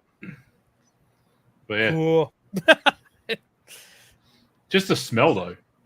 Yeah, she's bacon. Put a fan on or something, Yeah. You talking about Vader, or you talking about just burning bodies in general? Oh, in general. Yeah, okay. Just in general. You definitely want to circulate some of that here. Sith kebab. That's good wordplay. We are getting a lot of bowling ball comments. And by a lot, I mean two. Yeah. Too many. Too soon. Too soon, says Yoko. Too soon. But you can make all the jokes about him. That's fine. Yeah. Oh, Well, let's talk about that. Let's talk about the neck snap. Holy brutalness. Wow. Holy moly. Yeah, there was no hesitation. There was no like gesture to it being done. You heard that thing. yeah. You didn't. I mean, he didn't even get taken out by a lightsaber. It was No. a It was like, civilian death. no, Mm. not good enough for a lightsaber. I'm gonna snap your neck instead. Yeah. Holy shit. Ouch. Civilian. I will say, Yoko, I was happy because he was the most annoying one out of the lot. Oh my Yeah, god. I knives really come wanted to out. punch him, you know? Keep those two at the bottom of this screen. I was rooting for You it. were I was already rooting here. for it. He's the most annoying one, I will say. No, he's so dreamy. Yeah. No. Ryan He's really Dole, not. the I agree with the president other of two the at this Yord Horde point. fan club. Yeah, I am part of the Yord Horde, 100%. But as Kevin said too, now I'm part of the Yord Morgue. Yord Morgue. Yeah. Yeah, not a fan. Not a fan. You think with all the working out he did, his neck muscles would have been stronger? Not from a Sith. I guess. But is he a Sith? Because he says, you might Well, call he's me a Sith. Well, then, yeah. Well, he Right. doesn't see himself as a Sith, but let's face Right. it. He's a- So Right. that goes to when everyone was going on about Kiadi Mundi. If Right. if he doesn't know that he's a Sith or he's referred to as a Sith, that still follows on canon, no? It does follow Yeah. on canon. Because Plus, what they he don't says then know. is true from a certain point of view. Yeah, but Right. The thing with the canon, just on the lightsaber side and the prop side, Star Wars is the most uncanon like continuation in any movie history. So True. for people to go on about it all the time with the canon, it's just give it a rest. Yeah. Like it's Like, like just You if heard you it go, here today, folks. You heard it right here. Give well, it no, just look at the props. So if people really want to go down a rabbit hole, look at the props, right? Look at the sabers. Every single movie, there's like 2-3 different versions of the sabers following all the way through. Obi-Wan picks up Anakin's saber at the end. It's not the same one in Episode 4, right? So and like Rey when she's fighting after they kill Snoke, not the same one. There's just if you look at that continuation, you'll start to get off the canon thing pretty quickly. yeah. Because But that's the one canon- reason. Canon now. Okay, sure. That's Because fair enough. that's the biggest thing. That's the biggest thing. Like people get upset over, and I get it. Like for people who are like building the costumes, and you guys fabricate the lightsabers and stuff like that. And from movie to movie, it changes. Luke's lightsaber changes from A New Hope to Empire Strikes Back, right? And it's even different from Anakin's lightsaber in Episode 3. If that's supposed to be Anakin's, it's different from the one in A New Hope. Same with Obi-Wan Kenobi's. But that's why we have the lovely different variations in terms of like we have this is Luke Skywalker from Empire Strikes Back. This is his from A New Hope. This is Anakin's, a youngling slayer from Episode 3 or 2. And it's like for the Mandalorian when they had the scout troopers and everybody in the 501st was up in arms because the knee pads were on upside down. And it was a mistake. And it was something that honestly, nobody goes out. It's not like they're trying to piss people off. It happens, right? Yeah. And it's not being unprofessional. There's a lot to keep track of. And the fact of the matter is, mistakes do happen. But it's canon now. So you're going to have to deal with it, right? It's just, that's true. kind of the way it is. It's canon now. It shouldn't be that way, but it is now. And if you're going to follow those rules, there you go, right? So there is there is room in this universe for variations to occur, I believe. And so, Yeah, 100%. and this just goes with hand in hand with people going, that's breaking canon. It's like splash it with holy water and watch it burn type thing. It's like this is a space opera, right? Watch it and enjoy it. You have different people. Like at the end of the day, if that really ruins the whole thing for you, what are you gonna do when Complain? like real problems happen in life? Like, good Lord, right? Let's take a breath and pump the brakes and realize this is at the end of the day fantastic entertainment. They're not doing it to piss you off. They're not, right? No. It's just, it happens. So let's be adults about it and kind of go, well, the continuity, this happened, and that's just the way it is. But the other lovely side effect is there are people who try to explain. And I kind of love that too, where they go, well, you see, this could have happened. And I always get a sense of they're trying to play within the rules of the game to explain why things would have changed without ripping their shirts and dumping hot ashes on their heads and vilifying a production company for making a mistake, or just straight up changing something because it's a different props department and they didn't have access to the original prop or whatever, right? But doesn't it make sense that they'd like be tinkering with their hilts over time? Of course, right? I mean, like Sabine did. Yeah. There's always they're gonna change, and you see it in the deleted scene. You see in the cave scene, Luke's playing with his new saber, and that's apart from one other scene. It's the only time you see it, but that one become the canon one for everybody. So yeah, there's going to be tinkering and changing. My big thing is just don't complain about it. Just watch it and enjoy it. Star Wars is one of those things. It's just like enjoy it for what it is, or don't. Yeah, or don't. Yeah. But just don't. Shut That's the fuck why we up. watch stuff, and right? just if you don't like it, don't watch it. And don't buy it. Yeah, simple. It's a simple thing. It's a simple thing. Just don't buy it. Don't watch it. I saw Bad Wolf Media said that the Stranger did what he wanted May to do, which is kill a Jedi without a weapon, right? Which is the snapping of the neck.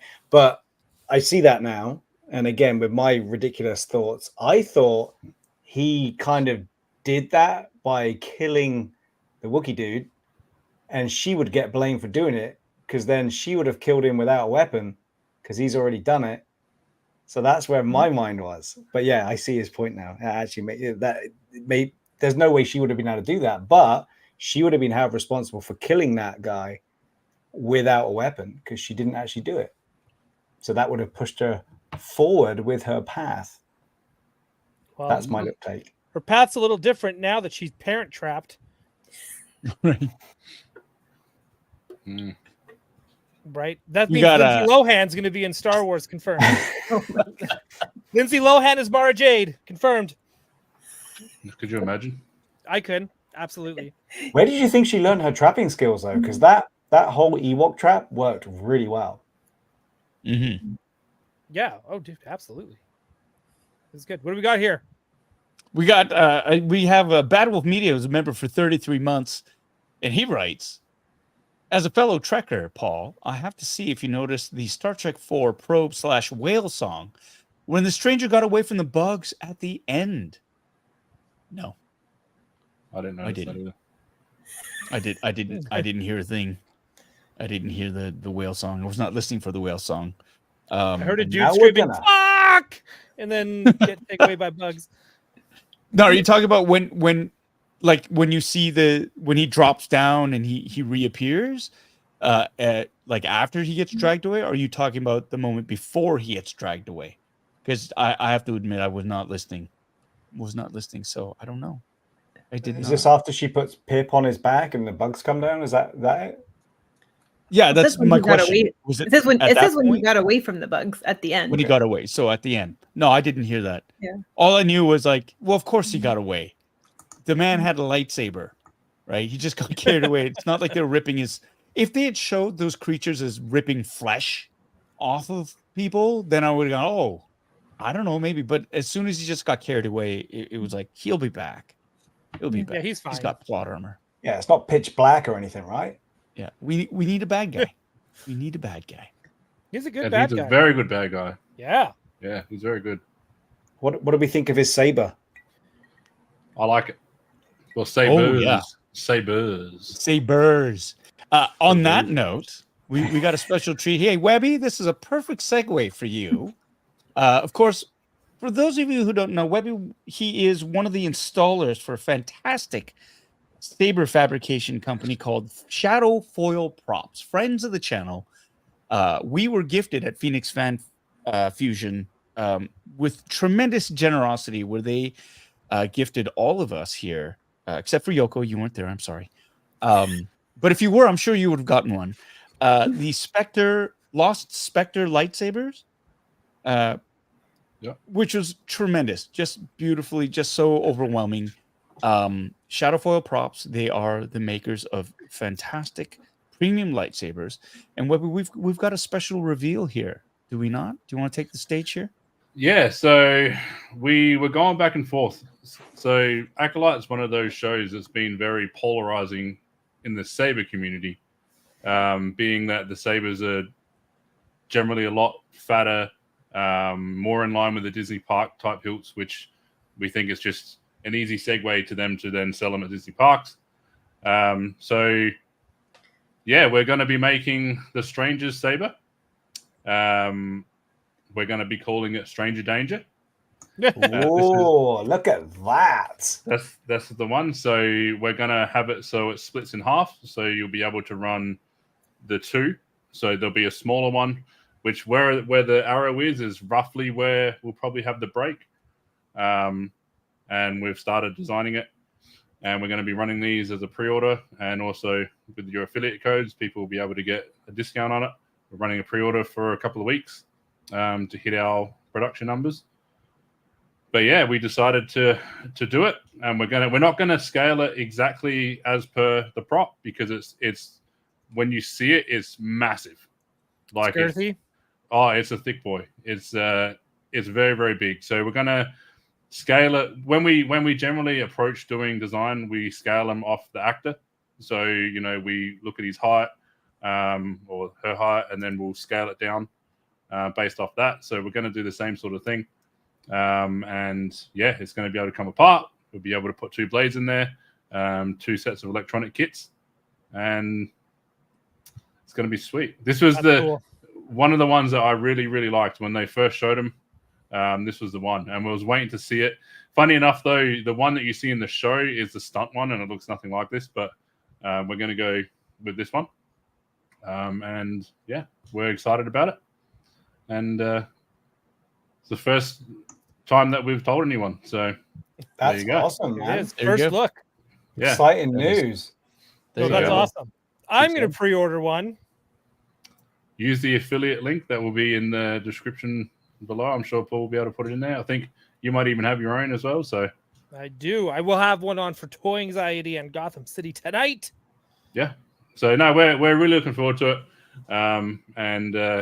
Yeah, it's gonna be sweet. It's gonna be challenging, which is something that we really enjoy doing, to make it accurate and still be able to have 2 sets of installs in there to run 2 blades. So yeah, that's great, man.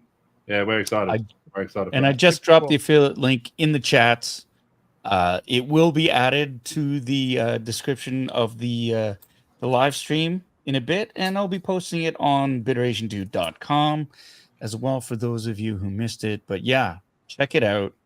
Shadowfoil Props. Now, this is something that you're taking pre-orders for. It's going to be a little while before it gets into production. Yeah. But you are currently working on another release, are you not, as we speak? So we did our own Skinny Flex. So Anakin's episode 3, we call it the Youngling Slayer for obvious reasons. And I happen to have one.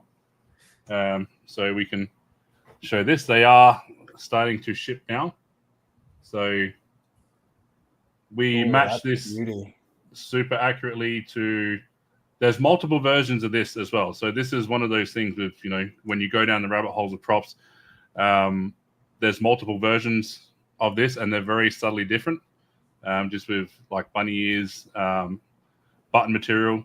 So this kit here, we made it so we have 3 sets of buttons to cover all the different props that were shown.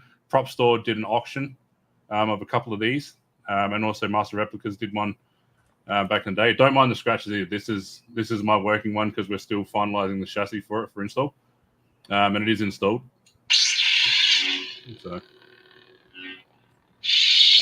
so we went really deep into this one. So we were looking at all the all the photos, all the different prop photos for it. And we're including 3 sets of buttons. We're getting 1 set that are painted. So a couple of shots that you see of the hero, it has painted buttons. So that's getting done by our friends, Sean Patterson from SP Sabers. He's doing those. We have a raw copper button set because I personally like when the copper tarnishes. And we have a sealed copper set. So that's what's on here. And these just unscrew. So when you get your kit, they'll be in a little baggie. And these just come out. So this is the sealed copper. What's the body made of, Webby? It's chrome plated brass. So nice. The whole thing's machined out of brass. It has 3 pommels as well. So it has a vented pommel. And then there's 2 slightly different pommels with the little, hard to see, with the little knob. So there's one that has this nipple, and then it has a couple of rings around the other one. So that's also included in the kit. It's fully clockable as well. So you can have the cover tech correct. And you set that with set screws under here. The control box comes out to get access to that, and it's held on with magnets. So we put a lot of effort into this one because this is one of those ones where it's one of the nicer ones. All the prequel ones are they're really shiny, they're really chromy. They're awesome. They're awesome. It's got a good weight to it. Yeah, so it will be on there. That will be the boot sound for the installed version. So, and I was mucking around with the chassis, and I wrote it on the chassis as well. So, I don't know if people are going to be able to get that one yet. We might put it up as an option, but I lean right into this. Like, as soon as we decided we're going to make it, we're like Youngling Slay, Youngling Kill. We were throwing around Youngling Slay and Youngling Killer, but we thought Killer might be a little bit too on the nose. So yeah, Youngling Slayer. So that's that one. And we've QC'd them all now, and they're starting to ship. The buttons are getting done, so they'll come a little bit later. So you can either decide if you want to wait or ship them now. And the other one that we have the prototype of is our Mara Jade. Oh, so, nice. Lindsay Lohan. Yeah, future Lindsay. So this is made out of stainless steel. So wow. This one's heavy. It probably weighs a good maybe 2 kilo or 4.4 pounds for the Americans. But yeah, this one's super nice. We have plunging buttons that are backlit. So we have a LED chassis that will light these up. I didn't get a chance. I've done the prototype. My wife did the install. Didn't get a chance to program it before the show started, unfortunately. So, but we'll have some videos up showing that working. So basically, watch your page for any updates on these sabers. Shadowfoil Props on Facebook, Instagram. I think we might have a TikTok, and just shadowfoilprops.com. Nice. So these are available for pre-order now. The Youngling Slayers, like I said, are through QC now, and we're starting to do the installs. Once I finish the chassis, it's nearly done. And yeah, they're awesome. We're really happy, and I think people are really going to like these ones. So, no, that's impressive, man. And I'll say, if anything, you guys put so much attention to detail into your product, and it's exciting. So Sam, just so I'm not sure if anyone's aware. So Sam, he's the main designer, so he does all the CAD work for us. So we'll go back and forth. I come and do the install part of it. To make sure that it's installability. And yeah, Sam's just awesome at what he does. My wife's an installer, so she does the installs for us as well. So it's a tight little family business. It's really, really good. We go through, when we go down a rabbit hole, and I was talking to Brandon about this at the show, we go down the rabbit hole and we find all the little intricacies that you can't see. We're looking at screen grabs, we're looking at auctions, we're looking at, like behind the scenes. Everything we go down a rabbit hole to try and get these as most accurate as humanly possible, but then also use the materials. So just quickly, we have an Obi-Wan Kenobi episode 4 saber that we're working on. I believe Paul might have one, might be there. I do. It's here. Hold on, let me get it. Yeah, so this one, when they made the original prop, it was made from like 15 different things. So it's like a machine gun barrel. There's a sink knob or faucet for the Americans. And we went through and we designed it with all accurate materials. So we have an Inconel emitter, which is the part from that goes into an engine. I think it's I'm not sure it's a P-51. It's a Rolls-Royce engine. Yeah, so the grenade is made out of pig iron. So it's made out of iron, the same material that was used for the grenade, and that was a fireable grenade out of a World War II gun. The booster is off a machine gun, which is the back part. The pommel part, yep, that's the booster. The pommel is a sink knob, and we actually have the armature shank That's brilliant. Thing on there. And it was a cold water tap, not a hot water tap. So there's the actual prop doesn't have a cap. So it doesn't have a cap on it. Right. Yeah, it's off the because they had the wires going up through the bottom. So we have the cold water tap, and it also will come with the blue ring that sits inside. Then we have full brass assembly up the top, and then this one is a stainless version for the install ones, but it also comes with an optional Inconel emitter, which is what they actually use in the engines, the Rolls-Royce Derwent engines. So we wanted to make it as accurate as possible. And our friend Sean, again, SB Sabers, he has a vintage one made of all the vintage parts. And we went through everything. We were caliper measuring everything. We 3D scanned everything. The clamp, I was there. We spent about 4 hours measuring all the spacing on the clamp, and we got our own clamp mold made. The transistors for the buttons on the side are all accurately sized. There obviously has to be a little bit of give and take to make it installable with the plungers on the side. But yeah, when we go down the rabbit hole and we want to put something out, we go down the rabbit hole. Yeah, so awesome. This one's coming. This is one of the final prototypes that we gave the go ahead, and I know that Paul was a big fan. So yeah, these are our lineage edition versions because they're made from real parts, and we also have an MPP that we're working on as well, which is the same thing, made from real parts.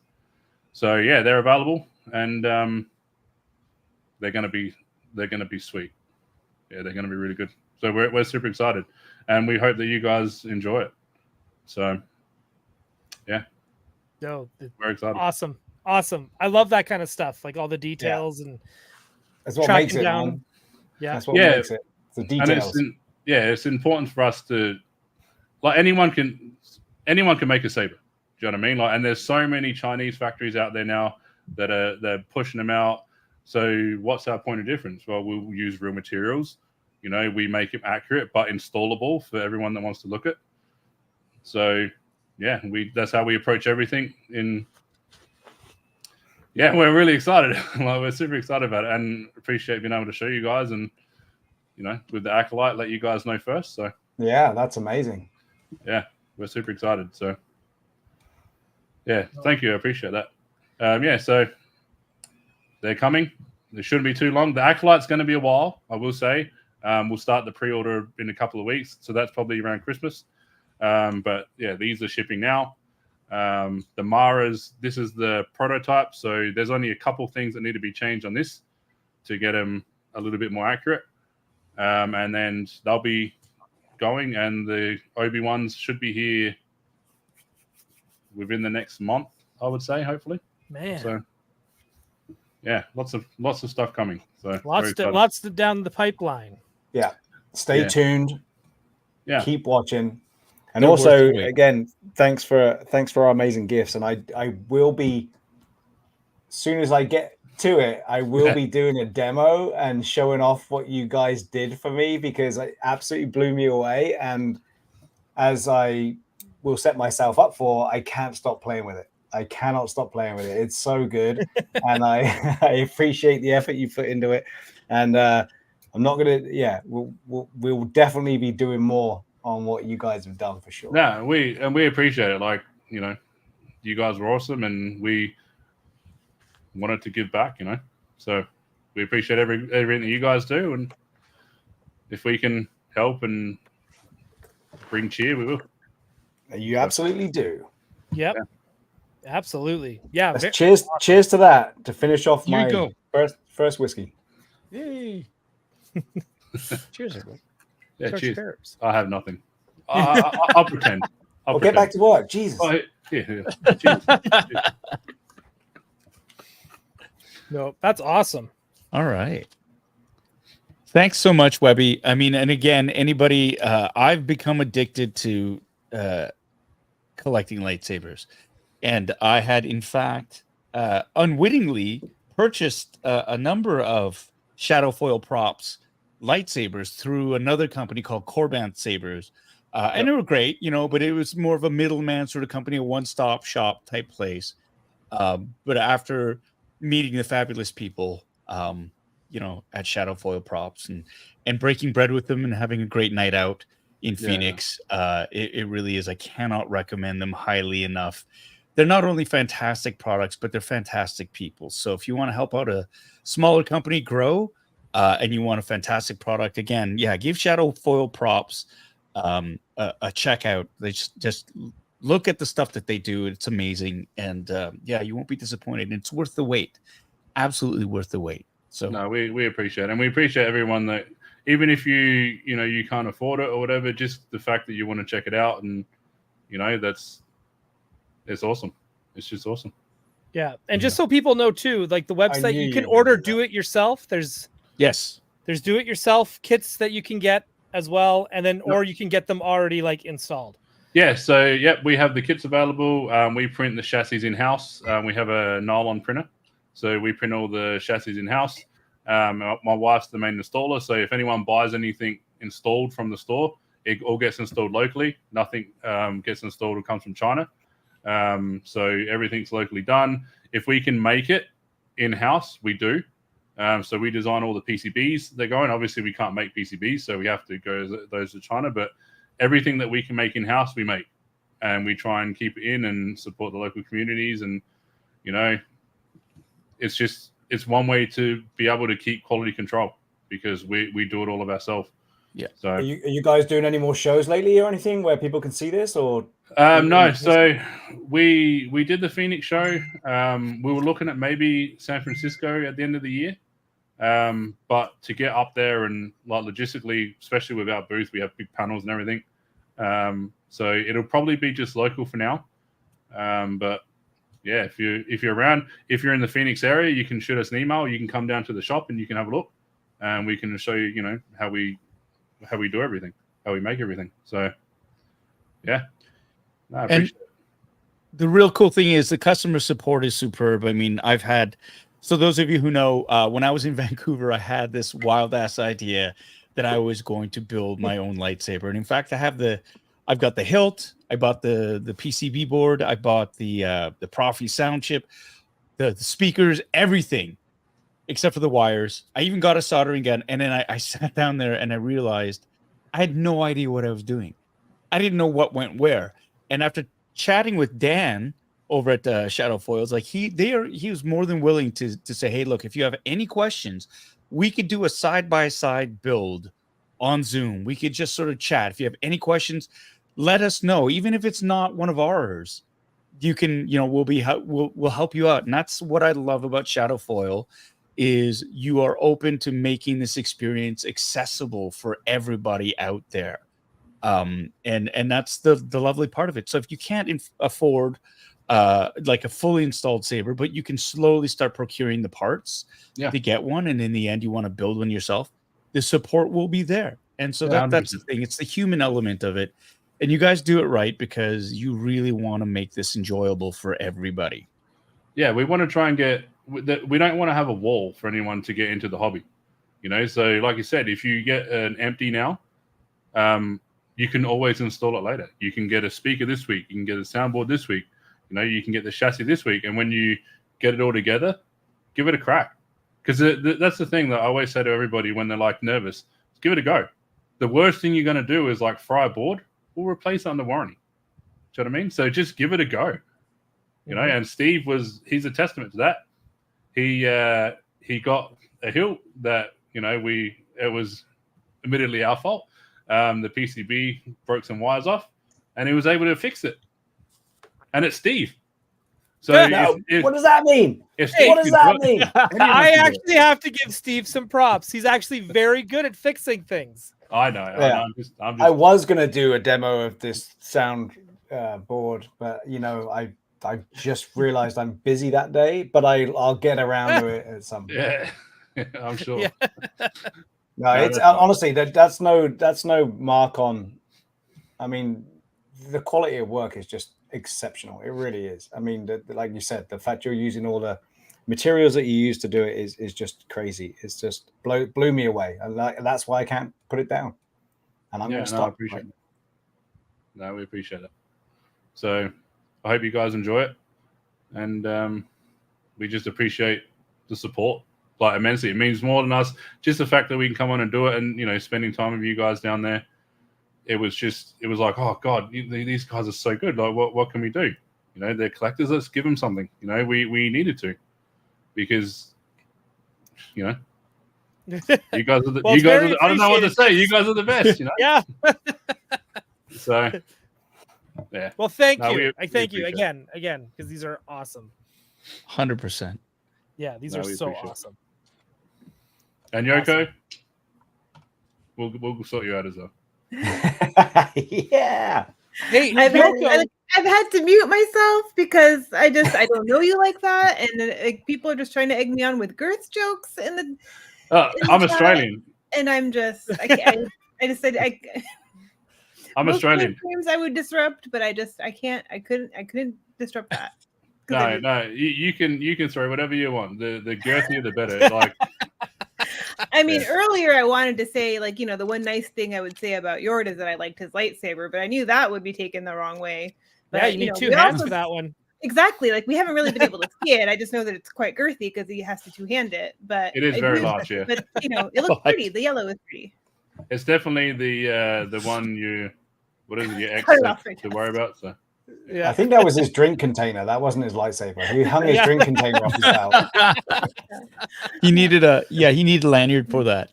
Webby, are there any other Acolyte lightsabers that Shadowfoil Props is going to be working on?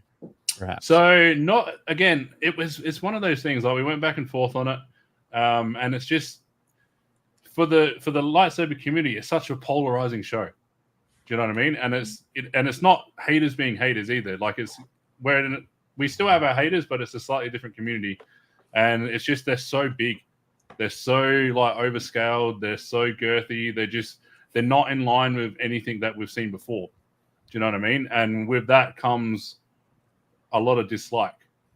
So we talked about it back and forth, and we were just like, look. If we put them out, we still need to. We're a company. We still need to be able to sell them, and we just don't think that we would sell all of them.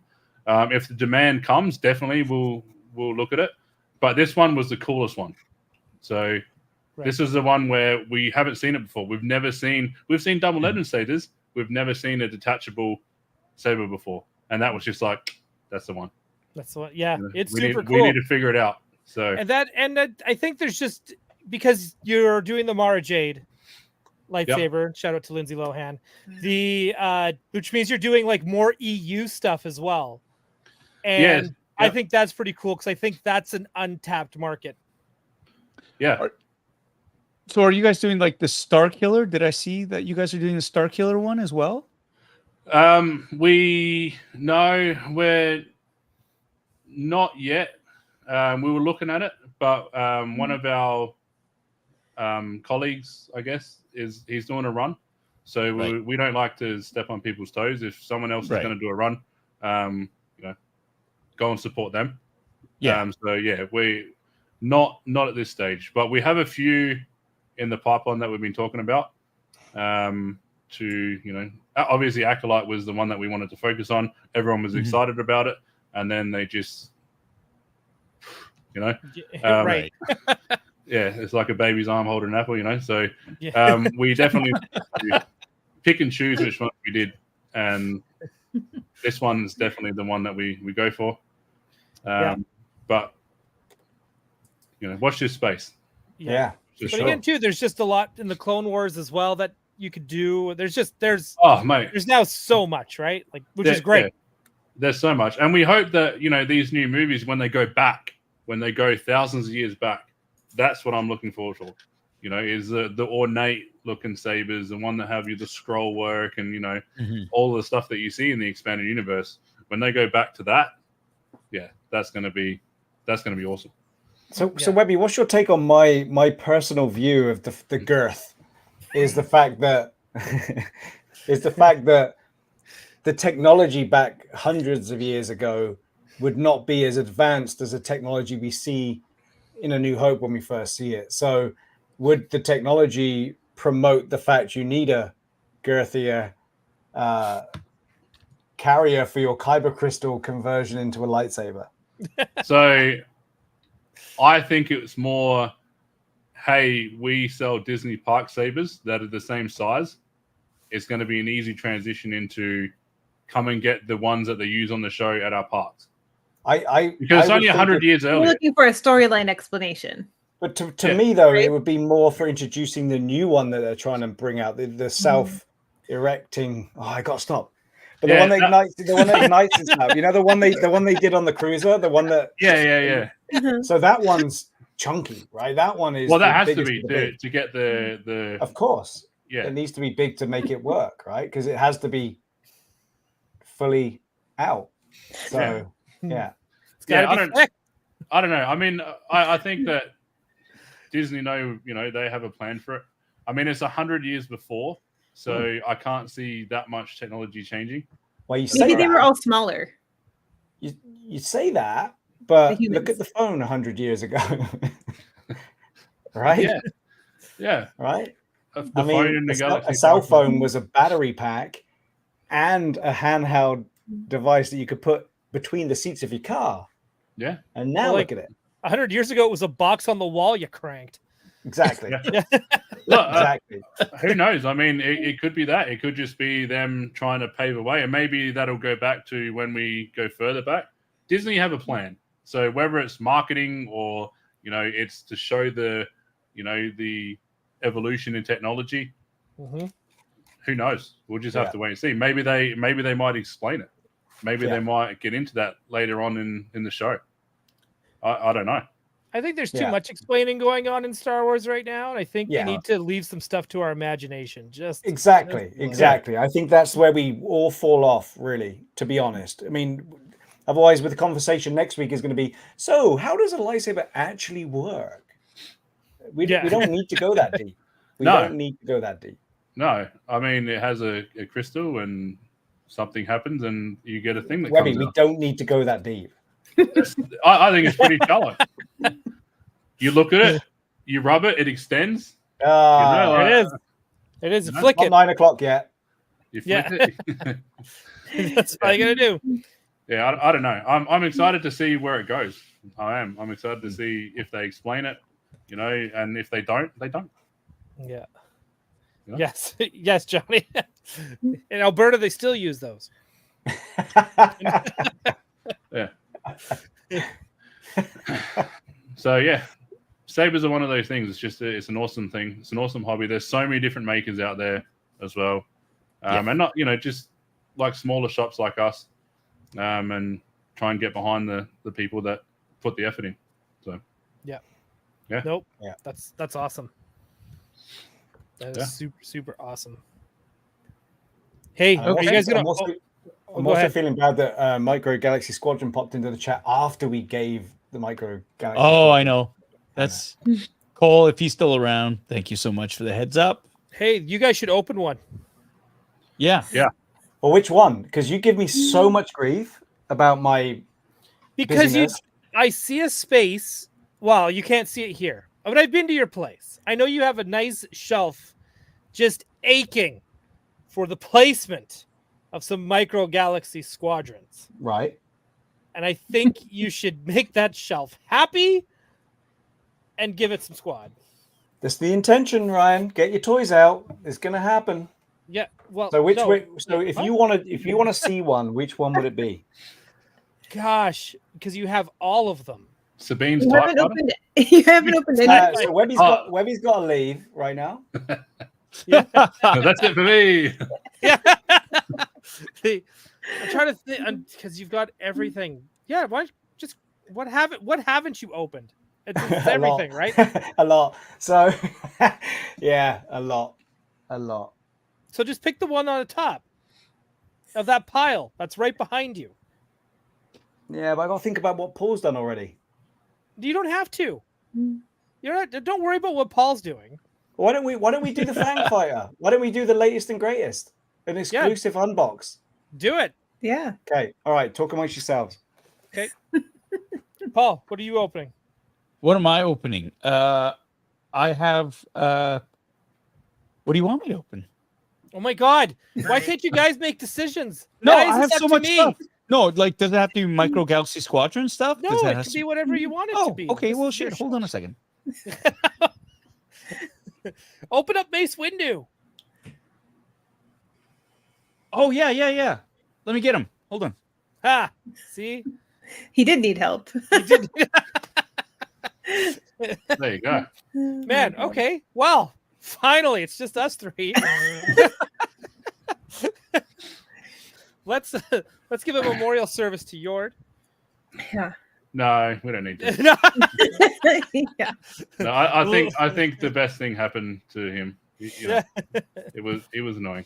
Oh, He got the civilian death. I just thought that was poetic. Yeah, that's right. Yeah. It was. not. Though that was weird. I will say that in episode 4, I think I said this to Paul, where I was like, because I love Yord, but that it went really weird from give me your blaster. I don't trust you with this blaster. And then 5 minutes later, he's like, so, hey, what's going on? And I was like, wait, what? No, wait, what?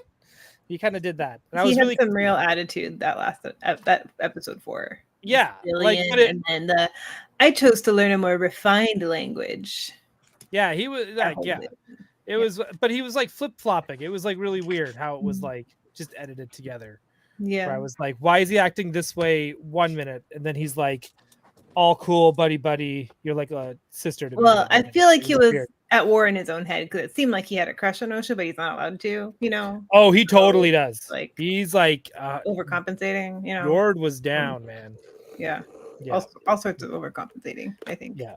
He spells Yord with a capital D for sure. No, I think it's a lowercase d. Yeah. He got a douche's death. He got Is that how douches die? Well, you would think, I don't.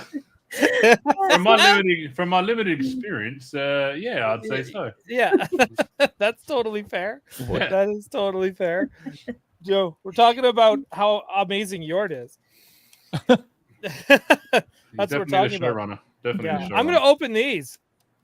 Oh. I've been Did you do the cheat? No, because I'm not a cheater. Okay. Thank you to Monster. Okay, Yord. Yeah. Yeah. Paul, what did you decide on? I've got the Mace Windu Hot Toys. Oh, very nice. Yeah. Hold on a second. So, question for the chat. Do we do the new edition Fang Fighter Series 6 or do we do the AT-AT Battle Pack? Let's start a poll. I only need 4 out of 5 or 3 out of 5. You only need 3. Wait, what? 3 out of 5 what? Comments, and then I'll go. Oh, okay. So yeah, someone choose for Steve because he's indecisive. AT. Yeah, I say AT as well. Sorry, AT. Yeah, that's 3 ATs just here alone. Okay. We need a. Oh, actually, I kind of want to see the Fang Fighter though. What's that? But I kind of want to see the Fang Fighter. I have an AT. Okay, well, you know what? Yoko's always right. So we'll go with the Fang Fighter. Oh, no, hang on. Oh, New Sam says AT-AT as well. Ooh. Oh, do the AT-AT. Oh, that's because he wants the Fang. Chat wants to see the bigger one, Chat thinks bigger is better. Oh, I see. I'm sorry. We're talking about the girthy sabers, that's right. Yeah, size queens in the chat. Bunch of size queens in the chat. Yeah. Yoko's always right still, no matter what, but we're doing the AT-AT. I accept that. That's fine. That's fine. All right, over to Ryan Dole. What's what? Hang on. I heard my name. but I missed the first part. I of said that. over to Ryan Dole while we were. What? Me? Sure. Why not? Let's open these cookies. That's. Hey, where did you get them from? I've seen a lot of people. Are they just everywhere? I just at the Did you grocery get store. the Star Wars cookies? The Oreos? Yeah. The Oreos, yeah. Wait, Ryan, Yeah. are you going first? Hold on, let me embiggen you. Well, you don't need to. Oh, okay. We're just gonna do a quick. It's just legit. We're just gonna crank open the flap. You know how it goes. Make it big. Make it big, baby. All right. What do we got? I got blue last time. I can't open this like this. That's what she said. Those seem like I was gonna say they seem like Sith cookies. They're red. Boo! Boo! Who do I got? Oh, Boba Fett. Or is that Django? That's Django Fett. He's upside down. No, he's not. Is he? There he is. That's right. That's the only way. That's the only way I recognize him. He actually looks happy. Yeah. When you do it like that. He's got the. Yeah. Okay, I don't need to be big anymore. Who's next? If it's just the head, it's Django, yeah? Okay, so no one needs to see boxes, right? We've all seen boxes. Everyone collects us in boxes. So let's skip ahead here. So this is the AT-AT box set that came out, Battle of Hoth. Now mine's an exclusive. I don't know if anybody heard my complaints in the past, but I got something different with mine. Can you see the difference? Yeah. You got all like Rebel pilots. I got all Rebel pilots with this one. But it has to be said that the people over at Micro Galaxy Squadron were so awesome. They sent me a little pack of my AT-AT driver and General Veers and all the rest of it. So I did get what I needed to, and I'm very happy about that, and I'm very appreciative about that. So, yeah, exclusive, out she comes. Maybe so with this one, we get 2 speeder bikes. I don't know if you can see that. I don't remember those in the movie, but that's cool. Semantics, Ryan. Semantics. Yeah, I know. I'm just being one of those dudes. It's on stream now, so it's canon. Yeah. But let's get this. To me, this is one of my favorite ships of all time, and obviously to me, Empire is one of my favorite movies. But the difference between the Snowspeeder that you get in this battle pack and the one that we could get before is you've got the red, right? You got the orange on there rather. So. And the battle damage, which is so cool. Yeah, that's fun. So that's one. You get one, and then you also get another one. This one doesn't have the paint. So this is like the regular. So I was a little bit panicky about not getting enough of these, but now I've got enough to fulfill my childhood dreams of having the Battle of Hoth on one of my shelves. That's awesome. So, yeah. Getting this one out is going to be tricky. With these, the micro ones, do you ever paint them yourself or like add details to them, or if you get multiple? Well, interestingly enough, when the first original AT-AT came out, it was of a different paint style than this re-release of the Battle Pack. So I'll do a quick comparison once I get this out of the plastic coffin that it's in, and I'll show you what I mean. But no, I'm probably not going to paint any of them. Because I'm not gonna paint any of them. And it's to me it's going to take a lot more effort to unbox them, and I do want to unbox every single one of them, regardless of it being rare or chase or whatever. These particular items need to be out of their boxes. They really do, and I'm 100% behind that. And I'm going to mute while I do this because it's loud as hell. So back to Ryan Dole. Oh, I hate that he puts me on the spot like this. So rating out of 10, Oreo. Rating out of 10. I give it crunch consistency. We want like moisture. It's got a good moisture. I like the texture of the cream. Yes. When it goes into my mouth. Can you taste the red? I can taste the red, and there's a white center in that too. Oh, right. So the red's really just on the outside. Yeah, and and the cookie has a really nice solid crunch. The taste exists, so it tastes like an Oreo. It tastes like an Oreo. You ate it like an Oreo. blindfolded. Would it taste like a regular Oreo? I think because I can taste the shape of Boba Fett, I think that makes. better because Star Wars makes everything taste a little better. Right. Okay. Right. So like if So- you're eating popcorn out of a Jabba the Hutt bucket, the popcorn's automatically just better. So as Right. you take Boba Fett in the mouth, you find that you can taste the difference. I can taste the difference. That's Okay. correct. Wait. Are you tonguing it so you can feel the dent in his helmet? That's right. I can feel that T visor. Yeah. Yeah. Rolling off the lips. That's just roll. There it is. Because if there's no dent in the head, it's not boba. Yeah. I didn't know where that was going. Yeah. It could have don't gone know, any way. I'm just reaching. I'm reaching here. It's, Steve, are you done with the ad? Well- Have you shown? Are you still getting it out? Well, no, I was getting it out of his coffin. So here we go. So this is the battle pack version of the AT-AT, which is super sexy in my it's got mind. good And I panel lines, love good lettering all the too. additional. You can really see, like they've really darkened the lines, Everything. right? And you've got the snow splatter, which again we could be setting ourselves up for other comments. Oh, it looks But- like it's some kind of splatter, all right. Yeah, but you don't but- generally see it on the feet. Yes, no. But the other thing I noticed about this particular one is there was a lot of complaints with the original one that this was Yeah. a brittle rubber. Yeah. But this one is supple and it does do its job. Have And you been can really stroking the feel it. ribbing on it? Yeah, Is the it ribbing is pleasant? there. The ribbing is there for the reasons that we need. But yeah, it's an amazing. Yeah, it's great. I guess we call it a vehicle. If you look in the back there, Well, yeah, you can take like stormtroopers and stuff take this to work, so it's a vehicle. It's but it's Yeah. so posable.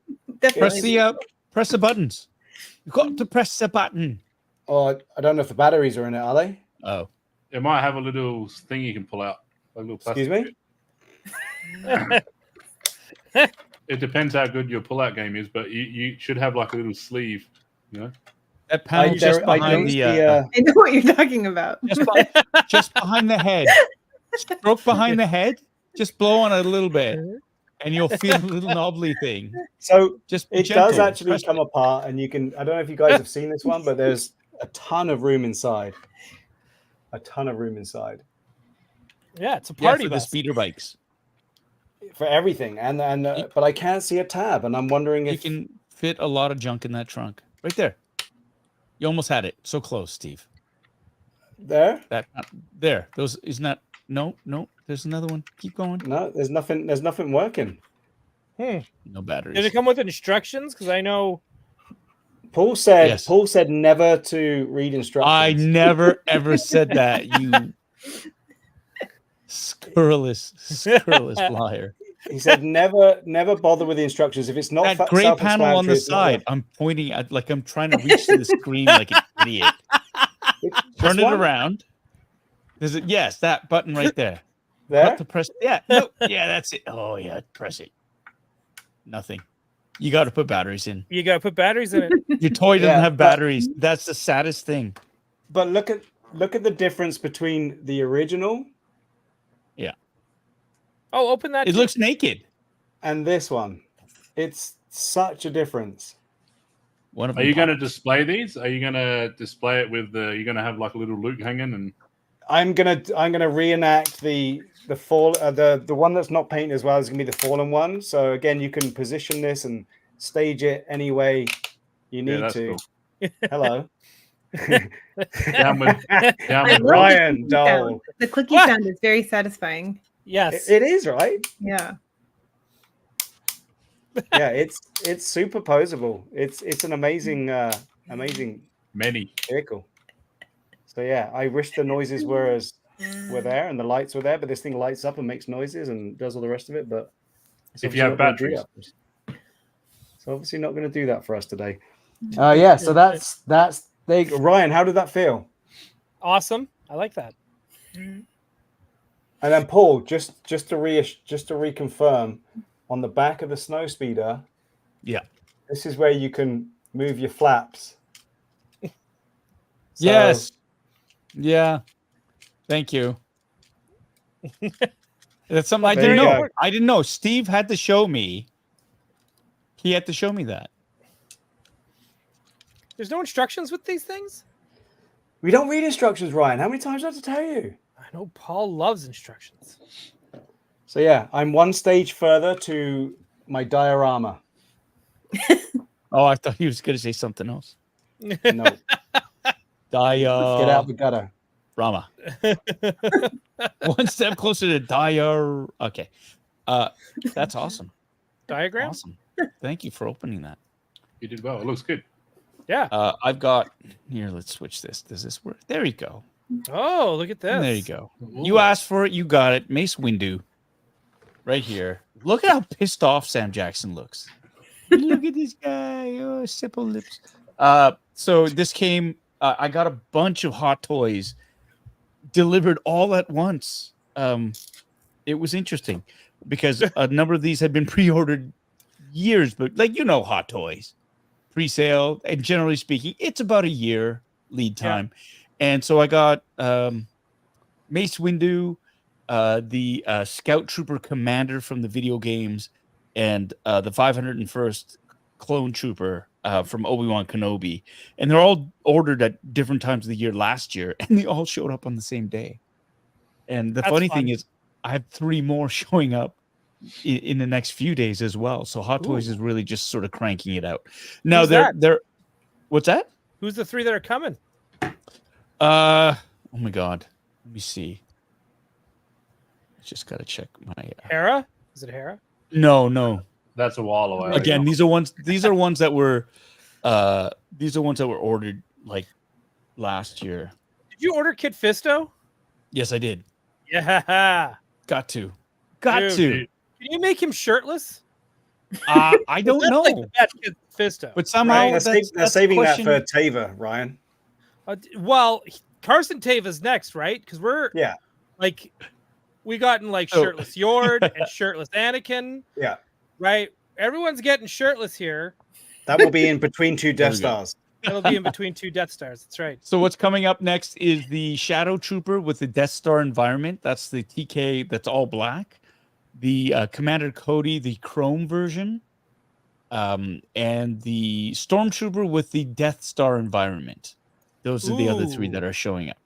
That's cool. Did you get the exclusive celebration, the Dark Trooper?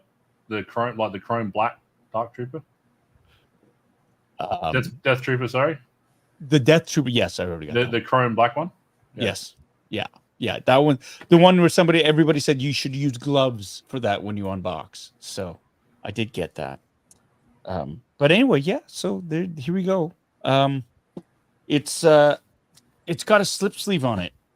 So I'm gonna slide that off. Ooh, look at that. So it looks like Sideshow actually did their own version of Mace Windu that they're releasing as well. So this is a Hot Toys version. It's got the 20 years episode 2 sticker on it, Attack of the Clones anniversary edition. There's Mace right there.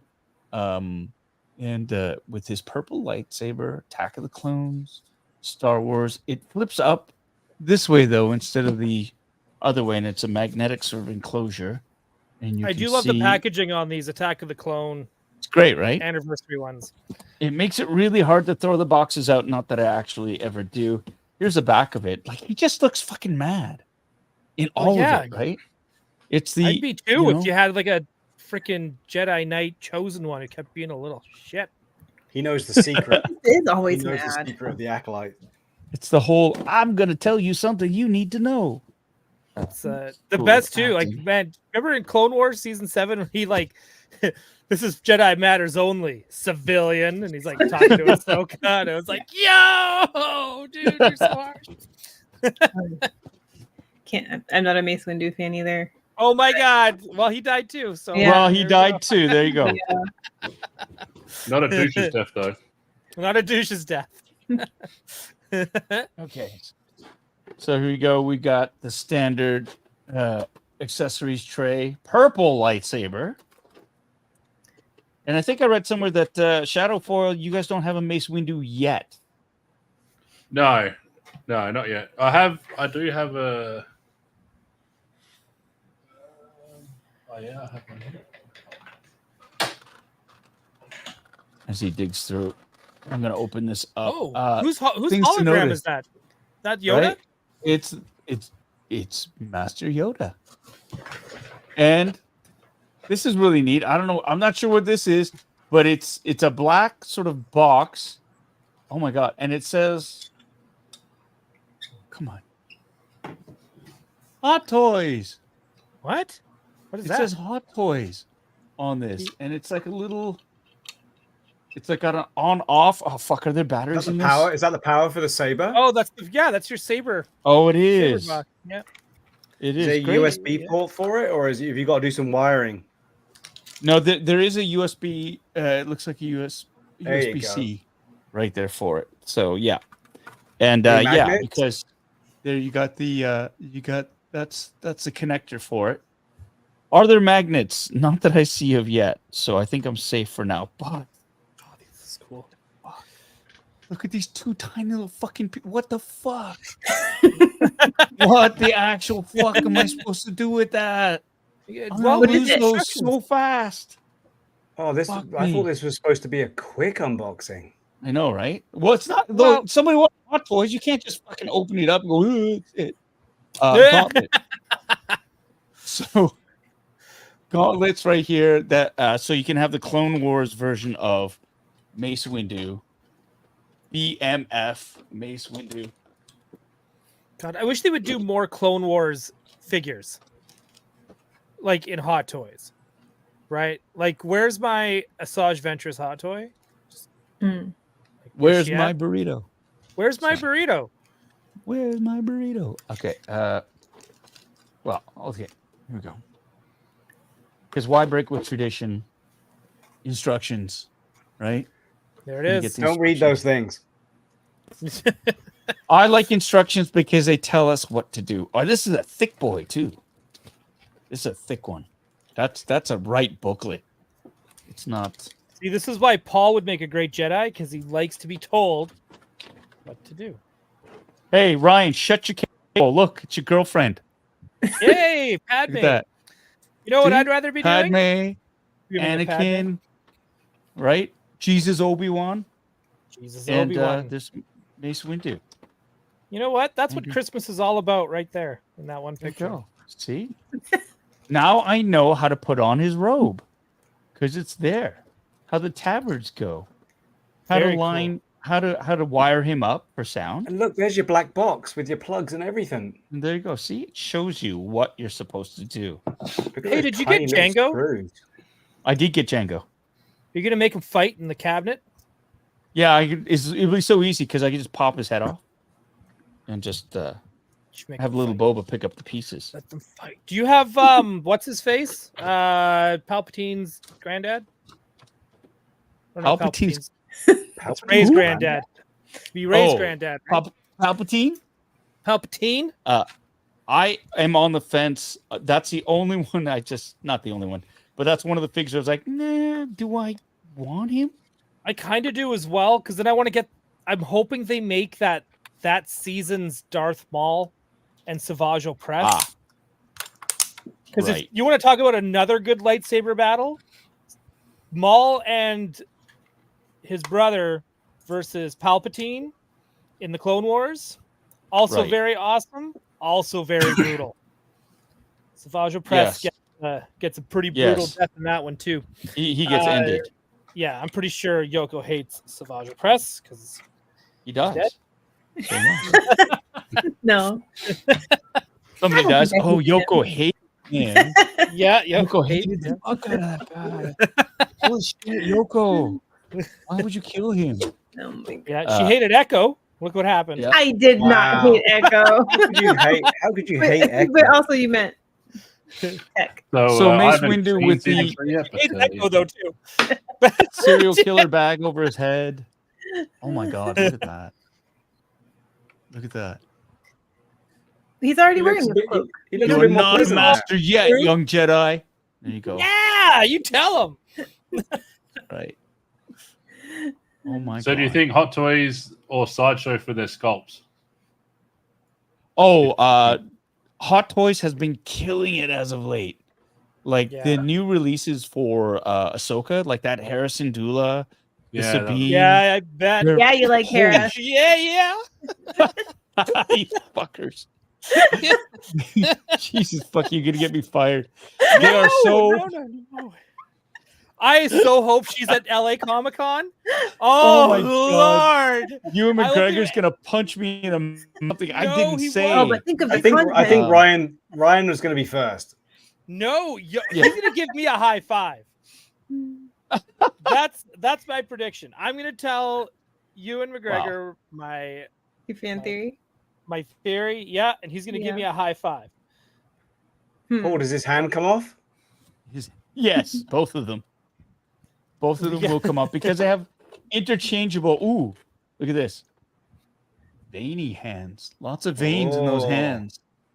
Like that's the level of detail that I'm kind of creeped out about. It's like, do we need to see the veins in the back of his hands? Yeah, like otherwise it's just like a toy hand. Check under the robes. Oh yeah, wait, Kit Fisto, you can take his shirt off, right? You keep asking that. What's wrong with you? I don't know. What do you mean, what's wrong with me? Have you guys never He wants watched to see him swim. He wants Don't we to all? see him swim. Kit Fisto. Kit Fisto? It makes total sense. It really does when you know that what Ryan finds like really, really like. I can't believe furry Hot bikini Toys is woman giving away like, Kit Kats now. What is that supposed to mean? I'm an angel. Ryan loves Rhodians. He loves aliens. Full stop. Mm-hmm. Semi-naked aliens. Doesn't matter. More tentacles, the better. That's just his wheelhouse. Hey man, that's just his wheelhouse. Don't yuck my yum. Look at that. Look at that fucking hand. Woo! That's a large hand. That's a force push. That is it. Am I allowed to say no, I'm not going. If you have to ask on this show, then don't. There you go. No, it was the Kit Kat pun, but only because it's in the field of vision. The Kit. Oh, this one. Yes. I didn't wonder if he's got the Kit Kat hand, and if you don't know about that, kids, you never will. I got this. I think I got this on a flight from from LA like 2-3 weeks ago. Yeah, maybe. God, it feels like that. You should eat it. Your willpower is stronger than mine. No, it's one of those things they give. Like I always, I don't know. I'm bringing it and just leave it here. I have so much stuff here. I haven't been here a lot. I don't think you can take Kit Fisto's like clothes off. I think he's just like. I don't think he's got the cool like silicone body thing. Like that's the first thing Ryan wants. Can you take the clothes off and are they anatomically correct? No, it's just. Have you not watched the Clone Wars? Am I the only person? Yes, I've watched it. We've watched it, Ryan. But you are the only person that's obsessed by it. I do have his figure. I do have the 3.75 Clone Wars figure. I thought you meant you had his body with his shirt off. Right? See Very that? important. Mace Windu is silently judging you, Ryan. He's not one to judge. I don't remember a shirtless Kit Fisto, so it must not have left an I impression. I remember when they had that battle underwater with the Calamari and dude. the Quarren, and he was like he took off his robes and he was all muscular. And Ryan squealed. You'd think I'd remember this. That's it. Yeah, no, it was like right up there with like Shower Bucky. Shower Kit. Hey, Paul, obviously it wasn't. Paul, how easy is it to set up the Yoda comm just so we can see that? Oh, I'm really worried about these tiny little pieces right here. Well, don't sneeze. If it's not easy, then I just want to see what it looks like. It looks kind of cool. Should be easy enough. And then we can send Webby the saber hilt so he can get on it. Already done them. The hilts? Yeah, I'll grab them. This is a window. Hold on. Let me embiggen you. It doesn't have the grips. but it is the BMF edition. Yeah. Look at that. Yeah. Where's my super suit? I'll get the. I'll show you. He's gone. He's gone. He left us. Quick, left run. us. There you go. Oh, That's very cool. good. I love the way they do the lines on it as well. Just for that added detail, right? That's so cool. Very nice. And the disc itself is pretty cool too. It's pretty detailed. Yeah. They did a good job of that. Yeah. And begin again. Oh, okay. Shit. Oh, for fuck's sake. He dropped it. God, fuck. All right. There it is. I caught it. So this He is dropped it. Ooh, Yoda. Yeah. Oh, nice. this is the vintage one based on the Ballsy Flash. Oh, I thought that was the thing you shaved with. We talked about earlier in the show. Yeah. Well, I mean, yeah, sure. And then it's not together, but we have the Master Replica version that they did. Okay. So this one's slightly bigger. Yeah, Yoda's my favorite character, so that was the first one that we pumped out. That's so it comes in it come in a kit of 2. I don't know if they're still available. We might throw a couple up on the store because I've got a few left personally. Dibs. I'm gonna buy those. Those are. I need to get those. You didn't get them? You didn't pick them up? Yeah. No, I'm gonna from you guys. I'm gonna buy them. Okay. Yeah. So you can debolden me. I will. Unbolden me. Go. Unbolden you. There you go. You're back. Back on the bottom where I belong. little mini Mace Windu. Bad motherfucker. Lightsaber. They didn't put the episode 1 lightsaber in the kit. They didn't? No. Oh. Well, then there you go. But they're just all the clan hilts are the same, so pretty well the same. So from episode 1. Nice. That's cool. Yeah, I'm a big fan of Hot Toys. Big fan of Sideshow. Have been for years.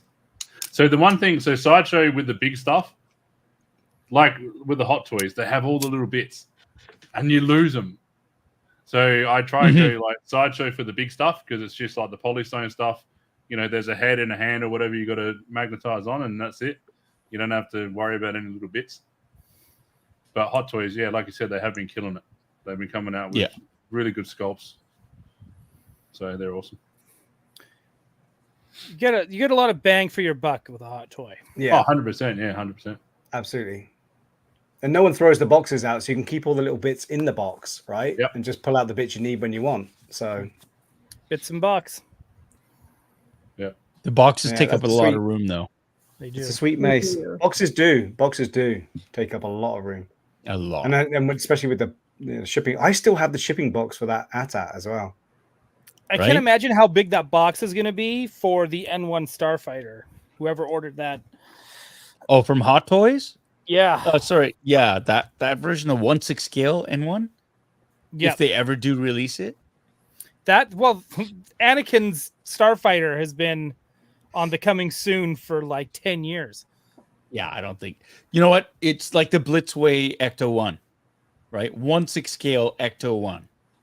It fits 4. It's supposed to fit 4 1/6 scale figures. Like the thing is, right? It's like a little mini go-kart, right? Right. And I had that pre-ordered from a company, which will remain nameless, in Asia, and I paid a princely sum for it. And then when it came in, they said, "Well, it'll cost almost as much as you paid for it to ship it." And I said, "No, thank you."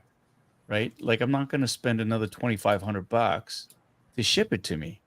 So that's the thing. So anybody who's holding that N1 or even the Anakin Starfighter, good luck. I mean, the thing's going to be gigantic.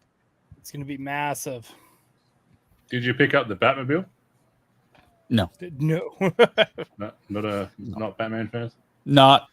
You know what? I like Batman. He's okay. He's all right. He's all right. It's the 89 Batman, though, so it's the best one. Oh, there you go. Well, that one I might have. No, I'm not gonna even fool myself. Not at all. I like the car. 89 Batman. Yeah, cool. Jack Nicholson as the Joker. Awesome. But I did pick up the DeLorean time machine. I haven't unboxed that yet. I've got the DeLorean. How big was that? One.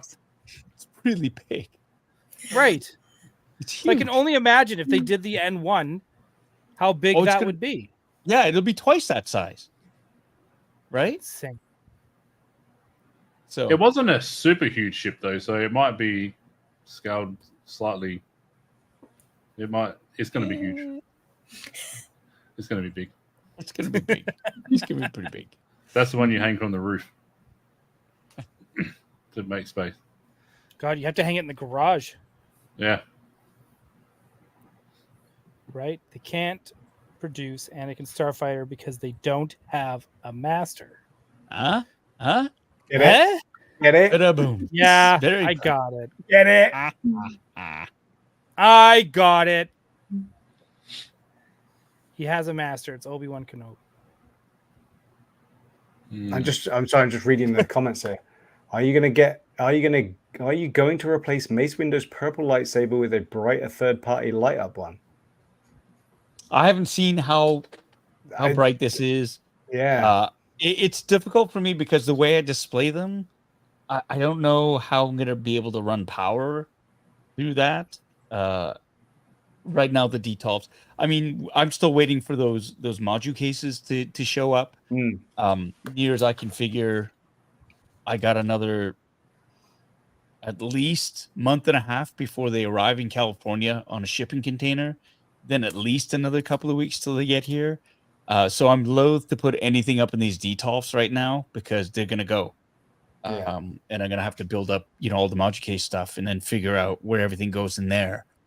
So I have no idea as of now. That's why I have like stacks and stacks and stacks of Hot Toys boxes right there, and those are the ones that just arrived when we moved here. I still in storage. I have boxes and boxes and boxes. So yeah, I don't know, man. I don't know. That's going to be fun though. Like once that's all set up and you get to start playing with your toys and displaying them, That'd be good. that's going to be so much fun. I'm looking forward to that. Yeah. You might have to just put a shed, a display shed. Yeah. I finally got word from Hasbro that my Enoch and Night Troopers are on its way, and the re-release of the classic Stormtrooper as well. So that's finally on its way, which is good. Seems like a long while. That one is a long while. My Stormtroopers, I got the email of shipping soon, but not it's shipping. Right. Do we know when the Ghost is going to ship? Does No. they give a rough timeline or September, October? I think they said October, so probably later. That's the first one I got. So is it, they generally don't hold their release windows a couple months after maybe.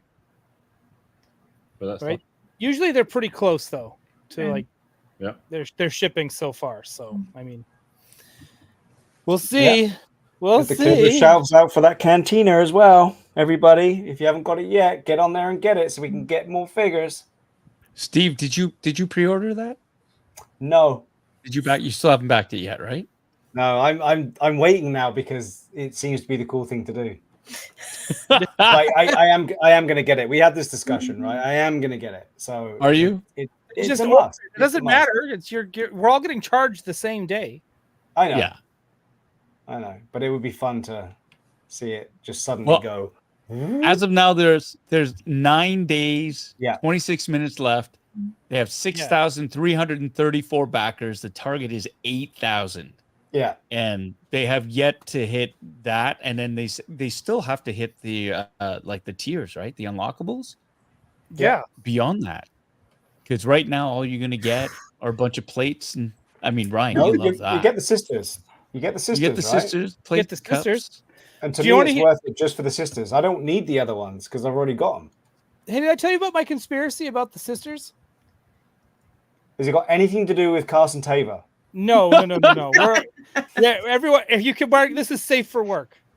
This is my conspiracy with it, because I think they still have to pay them for the rights, and I think a lot of the cost of this Haslab might actually even be going to getting the rights, the likeness rights for them, and that's why they keep saying they're not going to re-release them, because if they re-release them again, those figures are going to be super expensive because they have to pay for the likeness rights. And I think their likeness rights are part of the cost of this Haslab. And that's why you're only getting it here. And that's why they're only able to lump in that price with this. So that's my conspiracy theory. What do you think the main thing is that people aren't signing up for, though? Is it because of the size, and because it literally has been said now that it fits on a 32-inch shelf, right? It will fit on a Billy bookcase shelf. So I don't know. Because there's no floor. Because there's too many cups and plates and bottles. Because it's a bar. You need the plates and bottles. It's the most iconic bar in the universe. I think a lot of people are like, meh. To be honest, it's a lot of people are over OT. Yeah. Like me. Are you? Because we never under OT either, though. I don't know. I feel like we still don't get a lot of it. I feel like we just get a lot of ARC troopers. I don't collect original trilogy stuff at all. Okay. I have maybe a couple things. I shouldn't say at all, but right. Yeah. Everyone loves Chewbacca. I have. Or did you give him the kiss of death too? Yeah. No. Yeah. That's the then we'd really have a problem Yoko with says she giving doesn't Chewbacca like something. That's a nail in the coffin, and that's what worries me. Yeah. Just to debunk it right there, Ken Plume, who is actually quite knowledgeable on these, license rights were already sorted out. Right, but they still have to pay them. Right? Because it would have had to be under a different contract. Not necessarily. I want papers. I want Lucasfilm and Hasbro to send me papers, because I don't believe anybody. I am this, like, my tinfoil hat is like soldered onto my head at this point when it comes to this, because I still don't firmly believe any of that. See, is that Sam, Webby? Hmm? Is that Sam in the chat under Shadowfoil? Yeah. Sam. I also want Texas Diner. Don't. That sounds the way. I would that one. So the reason I didn't that. pick up this one is display, just because it's a 2.5. So you would think you would want to sort of display it where you can walk around it somewhat. But you don't have to get the deluxe version, Webby. You can buy the original version, which is open at the front so you can see in, which would be like we were trying to build on our shelves anyway. So to me, the deluxe is for those people that have the space to look down on it, or, you know, all the way around. You don't have to get the deluxe. You can just have the open bar, and you still get, because the theory that Paul, you were discussing that, right, was that they were going to do the deluxe and it was going to be the Han Shot Greedo booth. So you're going to have to get it because you need that. But it wasn't actually the case. So you don't need the deluxe. Yeah, Hold this thought from Ken Plume. I'm going to be on Victoria's Cantina this Friday, and I'm definitely going to be asking about this. 100%. Because I have to know. And also, let's go back and talk about Dex's Diner as a Haslab. That is the Haslab we need. That's the Haslab we deserve. Right? I'd rather get the Ewok Village, Ryan. I want that too. Got that in Lego. You got Dex's Diner would be so much fun, because they've only ever released Dex and his one waitress. There's another waitress, the cute blonde over there at the back of the restaurant, right? Plus, it's like it's a diner. Like, dude, it'd be so cool. Let's get Dex's Diner. Bit of Troll's comment. It would be clone troopers, not stormtroopers, because there's no way a diner like that would be able to stay in business all the way through to when the stormtroopers rolled out. Okay, go ahead. No, TJ Williams. Great point. I'd love to have it, but at that price point, I 3D printed at 1/12 scale. Okay, then do it. Or 1/12 of the price. That's what I was going to do. But here's the thing. Yeah, you have to you have paint it, you have to buy the files, model it. you have to size the files, you have to print the files, then you have to Make glue it sure all it's together, then you accurate. have to finish it, then you have to sand it, then you have to finish it, and then you have to paint it. And then if you ever want to install lights into it or anything like that to make it even more awesome. Whoa! Oh, hold on. So you said install lights into it. Does the Haslab have that? Lights? Yes, Do they it have has the sound? ability. The Haslab has the ability, I believe, to light up the tables should you wish to. Is that right, Ryan? Something like that. But I mean, so here's the thing. Here's my thing. So it doesn't even you'd have the ability to do that, but they don't have that. It's $400. So Put you're paying lights for in likeness rights. Plastic's expensive, Paul. And that's the thing. That's what gets me. It's like likeness rights. I'm not gonna die if I don't get those twins. I'm not. Like the Cantina scene for me is like, I don't know.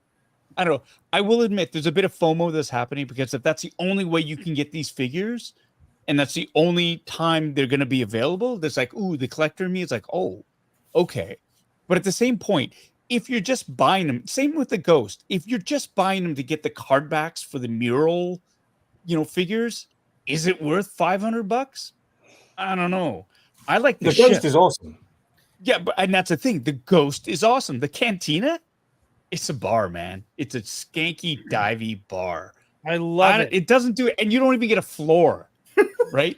That's the thing. It's modular. There's no floor. Come on, God. And it doesn't light up. I guarantee you that that's the thing. It's like it doesn't light up. You've got a million little accessories that you're gonna lose if you have a pet, or if you sneeze, or if you knock a table, or you're building bookshelf. All that shit's gonna fall all over the place. It's gonna be impossible holding their glasses to clean. How many figs are you gonna have? Really? So like the action grip is to hold the glass.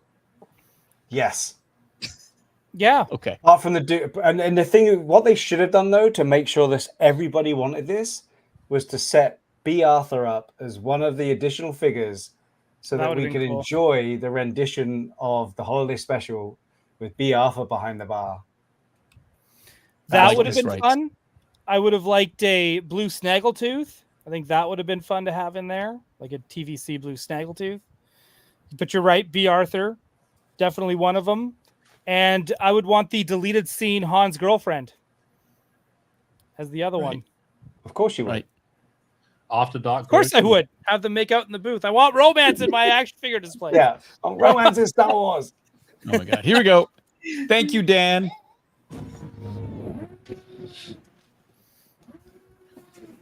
So with Sam, you want the Dex's Diner. You know how to CAD. Make it fit. Let's do it. Yeah. Oh, and Kevin, do better. No sanding. Do better. Well, he doesn't read the instructions to know that he has to sand it.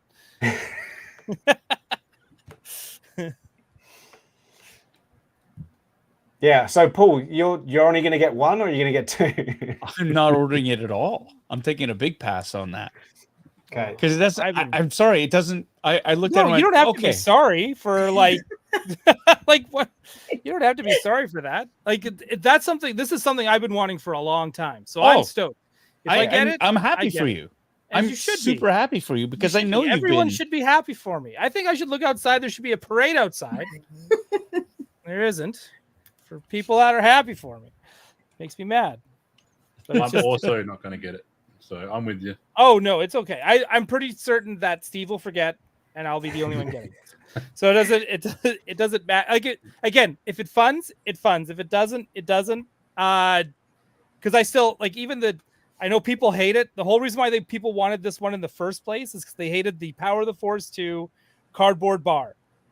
But just to have it on my shelf, and then I took the actual bar out of the paper one, and I put the plastic one in. And it's on my shelf. It's all filled with Cantina members. I don't know. It looks good. It looks good enough for me. So it's kind of like, so if this doesn't fund, I'm not going to lose any sleep over it. I won't be angry. It just is what it is. But if I do get it, I'm going to have an awesome display. Yeah. Ken makes an excellent point here. Yeah, that is a Right. good point. He does make an excellent point. And yeah, it does cost a lot to produce something like this. And I get it. It's just, I'd rather they produce something else a little bit more interesting. But that's just me. What would you want? Would you get Dex's Dynapole? No, Oh, come on. You need that. Here's the thing. Somebody made a comment, and sure, let's do this. I would much rather have then, if you're going to do something like that, for example, and not to be facetious about it, I would rather have Home One, that hologram, like that staging area for all the rebels where they have that big sort of meeting. Oh, yeah, I'd want that too. Right? Like, I'd rather have something like that, right? The bridge of the Executor, right? Oh, Darth Vader's flagship. I would much rather have that. Yavin 4. What's that? Opens up. Yavin 4 that opens up. Oh my God. See, stuff like that. I would much rather have. The Cantina just didn't do it for me in terms of that. It was just like, okay, it's just, if you're gonna do that and charge that, then I'd rather have something a little bit more interactive. But that's just, again, this is just my what I like. You don't have to explain. This is called an opinion. Yeah. Yeah. It's just I was totally, and Ryan, you know this, and Paul, you know this. I was totally down the realm of printing my own bar, of getting and doing my own diorama. I really was, and I was. Again, it's finding the time. It's like, it's finding the time to do it and print it and finish it and put it together, and it's finding the time. Whereas this one, I can just. Yeah, but you have to. How long do you have to wait for it, though, Steve? Just as long as the time that you're spending waiting for it to be produced, you could be doing it yourself. And part of the joy in terms of making it is that process of putting in the time and sanding it and painting it and being meticulous about it and doing all that. This is why, like, I had a lot of fun building my Proton pack. A ton of fun. And it was hard. And I fucked stuff up on it. But at the end of the day, I was so glad I had it. It didn't stop me from getting the Haslab pack. Yeah. Not at all. I have 2 of the Haslab packs, but I'm still really happy I went through that process of building that first pack, right? Because it makes you appreciate the other one. That's like, and what marvel at what they were able to mass produce at a much cheaper sort of cost. Right. I think it's. I mean, I think the argument comes down to what floats your boat, right? It really and truly is what floats your boat. It's like I never got I never really got any of the stuff. I never got the Razor Crest. Didn't want it. Didn't need it. Never got any of that stuff, right? But I guess it really just comes down to what floats your boat. But unfortunately, with it, when it comes to Haslab, if it doesn't float enough boats, then you don't get it, right? So I guess that's what it is, and that's the world we live in nowadays. Is if something's a cool idea and you wish you could get it, it has to appeal to the masses. Otherwise, sometimes you won't get it. And it's the cost. It's the molds. The molds are so expensive to make. Yeah. So, but I like the way that they do it with the funding. But like you said, it's just if you miss out. I missed out on the Proton pack. I missed out on the Razor Crest. But when I was looking at the Razor Crest, it's like, oh well, it's like $500 for a plastic thing. Do you know what I mean? But then when they blew it up. Yeah, but then when I saw like Adam Savage do his review and the new paint job on it and everything, and it's like, man, there's so much detail into this. Like, I never knew that it was going to be it. Otherwise, I would have got it. That's why I got the Ghost, because one, it's one of my favorite ships, but two, it's just you see the detail, and it's just one of those things. But yeah, the Cantina, a lot of people are going to like it, but I'm not. I think that brings one of us the fun things you can do with this as well, because in regards of even 3D printing, because it's modular, you can make your own add-ons to this all you want if you've got the time and if you got the skill. Yeah. Like if I had the time and skill, I would make the booth that looks like Oga's Cantina from Star Wars or from Star Wars Galaxies. It's Star Wars Land, right? At Disney. And it's just like that way you can have like your DJ booth that also connects in that bar. Right? Like you could do a lot of fun stuff with, or the standing tables for when they don't want to seat you and have you sit there. Well, the thing is with 3D printing, you'll probably go online and search that out and find it, right? Oh, that 100%. 100%. Once this is out, you'll find all that stuff. I bet you someone will make a floor, somebody will make a roof, somebody will make standing tables. Like it'll, Does anyone here know what the floor looks like in the Cantina? Because I don't. You might see it when he cuts his arm off and it pans down to his cut off arm. Yeah, it just looks like linoleum. I wonder if Haslab are gonna, if this gets funded, if they're gonna put out modules for it. Being modular, will they put out the little area with Han and Greedo? Will they put out, because it's once it's funded. That's already. I think that's already in it. That's already in it.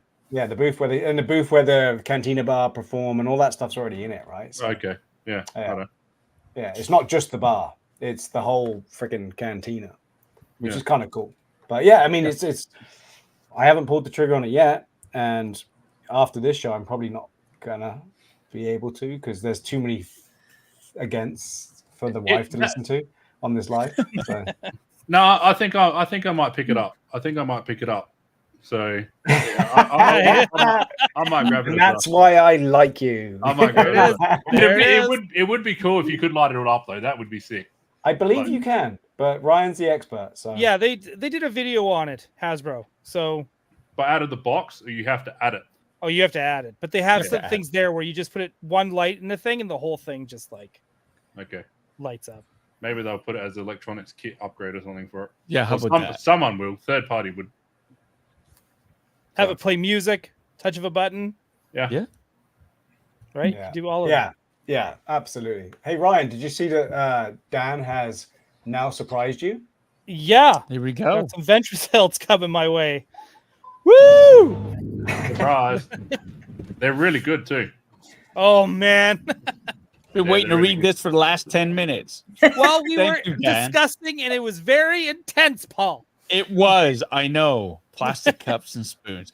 Hey guys, great stream tonight. Always ready to do a side-by-side install with anybody of y'all.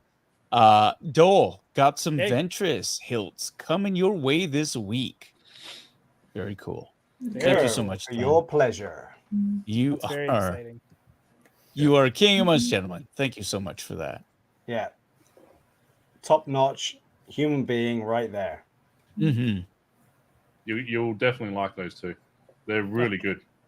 So. Yeah, I'm excited. So you're cosplaying as Ventress? Yes. That's your new cosplay? That's right. For Celebration Japan. You're gonna shave? You're gonna shave completely, or you're gonna get the bald cap? Completely. Oh man. Head to toe. Head to toe. Yep. Head to toe. I'm going as shirtless Ventress. There you go. Ryan's cosplays for the whole of Celebration Japan is going to be shirtless. Every character that has been shirtless. That hasn't been shirtless. Kylo. No, because there's the shirtless Anakin. There's shirtless Anakin. Got a figure. Shirtless Darth Shirtless Maul. Yord. Well, Kit Fisto, right? That's why he keeps asking. Right? He needs a reference point. He needs to know. Point. I need to know. That's what I'm going to just keep doing. Just lots of body paint. It'll be interesting. And I'll take the train like a gaijin, and everyone will be like, "Oh, look at this gaijin taking the train in a cosplay."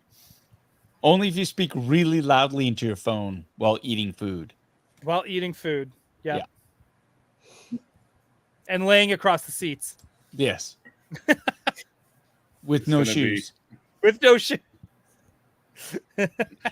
We'll see on the Japanese news. Just shirtless man gets deported from Japan. Yeah. We just didn't like the look of him. Sleeping on the subway, eating. Yeah. Because, he kept saying spatula for some reason. Yeah.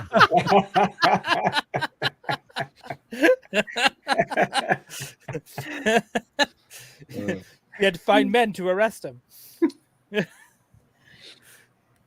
Full body yeah, this is going beyond what my brain wants to think about right now. Yeah. Well, I can't think of a better way to end this show then. Yeah. With that image of Ryan Dole waxed to within an inch of his life. I'm dying. There you go. Too much. Yeah, Yoko I said, need some of that to live. Screw this guy. And as soon as she said, once she lumped me in with Axe Wolves, that was it. I was dead. There you go. All right, so we're gonna end this by letting everybody know where they can find you on social media. Webby, why don't you kick us off? tell us about where we can find you. Yeah, so at Shadowfoil Props on Instagram, Facebook, shadowfoilprops.com. Like I said, maybe TikTok. I think we have a TikTok. We haven't. I don't know. But yeah, Instagram, Facebook, at Shadowfoil Props. You have a YouTube channel as well. Oh, sorry. Yes, we do. Oops. I think that's also just at or whatever the YouTube at Shadowfoil Props. So we are going to be putting a lot more stuff on there as well in the coming months. So yeah, that's it. Yeah. That's where you get us. Excellent. Thank you. Awesome. Ryan? Yeah. There's a super chat from Johnny Cock, our friend. $5. Dole, when I learn how to sculpt and 3D print, I'm going to make shirtless versions of all of your favorite Star Wars characters in vintage MOTU style. Sweet. There you go. Motu style, Masters of the Universe. Masters of the Universe, my friend. They're going Right? to be all like Rip Power of the Force buff. style. Oh, well, Except it'll be the even coolest. It'll be the coolest and only Pelimoto figure we're gonna get. Though. Helimoto, Yaddle. Totally shirtless. Pelimoto. No. Ripped. Oh my God. all the Jawas. Swaldle. Oh my. And he got another $2 Whoa. super chat from Ken Plume towards my cantina. I'm not buying one. I'm not. No, I'm not. Thank you anyways, Ken. Thank you always. All right, Ryan, where can we find you? You can find me on Tuesday nights at 6:30 Pacific on Toy Anxiety. You can find me at 7 p.m. on Wednesday nights on Gotham City Tonight. You can find me this Monday on Toying Around as the Canada Day stream with Canadian Day tubers. I believe, Paul, you're part of that as well. I'm going to be there as well. We're going to be there as well. And on Friday, this coming up as well, I will be a guest on Victoria's Cantina, where we try to get this damn thing funded, which I'm also looking forward to because, again, it's just more talking Star Wars toys, and it's like I love that shit. So, yeah. No, it's going to be good. Good week. Excellent. Good week. Yay. Yoko, president of the Ryan Dole fan club. No. Where can we find you? So I kept being like, why aren't they in the chat to prove that we're not the same person? Because you're right here. You could have just logged into that account and just made a message. You know, it's fine. You can find me at Yoko McCann on both YouTube and Instagram. I stream sporadically on YouTube. I can't seem to stick to a schedule. You can also find me on Boba Squadron, currently on Tuesday nights during the Acolyte, and on the Fallen Fets channel on Wednesday nights at 6 o'clock Pacific time. Where you will be opening up. Where I will be. Don't tell him. I'm going to be opening the Chase Street Fighter. So Secrets. Amazing. don't tell him. As soon as it's open, send it to me. Steve, Boy, if that Steve's is your real brain. name, Webby 2.0. Where can we find you, my friend? You can find me in a static version on Instagram under Shitspackle Muppet Fart. You can find me here live in person, and I'm looking forward to seeing everyone at San Diego Comic-Con because right now I'm on Con Crunch and you ain't gonna see me until I get my costume bill. So you can also catch me on the Generation X-Wing podcast reviewing our 80s, 90s movies, and we're also going to be donating blood coming up in this next week to try and generate some deposits of blood into a well-needed effort in our community. So if anyone's thinking about it, get out there and donate some blood. Everyone needs it right now. So that's where you can find me. Give it. And It's waiting for in you Yoko to to open give. that, Sabine. There you go. And if you go give blood, don't take any fabric bags with you on the way home. That's only funny if Anna was watching. I know. Oh my God. What do you Oh mean my she's God. not? You mean she's not? No, she went to bed a while ago. Ugh, Oh, does she know that I'm on the show? that's Yes, why she went. that's why she went to bed. Oh my There you God, go. Anna loves There you me. Nice try. They go, Steve, your cosplay for San Diego Comic-Con, you going as naked Ryan Dole? Yeah, top. why he has to just, build it. just topless, not naked, just topless. Okay. Yeah. Shirtless Ryan Dole. All right. Excellent. Thank you all for being here. You can find me on Instagram at Angry Uppa. I'm on Facebook. I've got not very often at Paul Sum-Hyung Lee. and I'm on Threads at Bitter Asian Dude. I'm not on Twitter anymore or X. I find it's just less and less. I'm just not logging onto there. So I still do have an account there, but I don't do very much on it. You'll find me on this YouTube channel more often than not, though. Saturday night live stream has been a lot of fun, chatting with y'all, just sort of shooting the shit, as it were, and interacting with the chats. Sunday nights, I got to get a show going up, but usually it is Fun Boxing Sundays where I open up a geeky collectible, do a half-ass review, and we basically chat and drink like tonight. So this was a lot of fun. And yeah, thank you all for being here. For those of you in the chat, thanks for showing up. Thanks for, again, making this a very, very fun evening to hang out with and talk about innuendos and girthiness and ribbed for Steve's pleasure. Oh yeah. Yeah, and putting boba in Ryan's mouth as he tongues Boba Fett's helmet. So thank you. And Webby, thank you so much for that world premiere, that first reveal of Shadowfoil Props. They are going to be doing a pre-sale run of the Stranger Danger. We're talking about the Stranger's lightsaber, the 2-piecer that will be available for pre-sale in the next couple of weeks. Keep your ears and your eyes peeled for Shadowfoil Props. They will be dropping that announcement, and they check out their website. There will be an affiliate link to their site where you can get a discount on their premium sabers. I'm going to post it in the description of this YouTube video, and see if I can do this as well.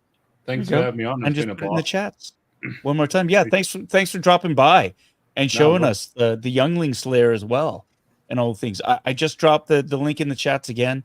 And thank you all for being here. You could have been anywhere else, but you chose to be here. We appreciate it. I chose to be here? What's that? I chose to be here? You didn't. Yes, you but did. The rest of you did. And so You thank were you for voting. that. The fact you're still here, Yoko, is amazing. I keep forgetting I have and- a choice. Yeah. You were Thanks for staying the whole voluntold hog. to be here. Anyways, that's the stream for tonight. Thank you so much, everybody. Remember, click like if you like this. If you didn't, don't do anything. Just don't do Actually, anything. no. Actually, even if you didn't like it, hit any of the buttons because then it tells the algorithm that people are watching. Yeah, hit all the well, there you buttons, go. man. Yeah. All hit the whatever you buttons. want. Slap them all. Yeah. just- Anyways, Leave next a week hit we hope. comment. Next week, I don't know if we will be back because I think I'm going to be out of town on the baseball tournament in lovely Brockville, Ontario. So we'll see. But if we are, maybe Brandon Mindell will actually show up. We'll see. Who? Yeah, that's exactly it. Who? The guy that hates Star Wars. Anyways, on behalf of everybody here, thank you so much. Have a great Canada Day weekend for our Canadian friends out there. Yeah. Enjoy it. It is Happy gonna be hot Canada dogs, Day. freedoms, and eagles to all the Americans too.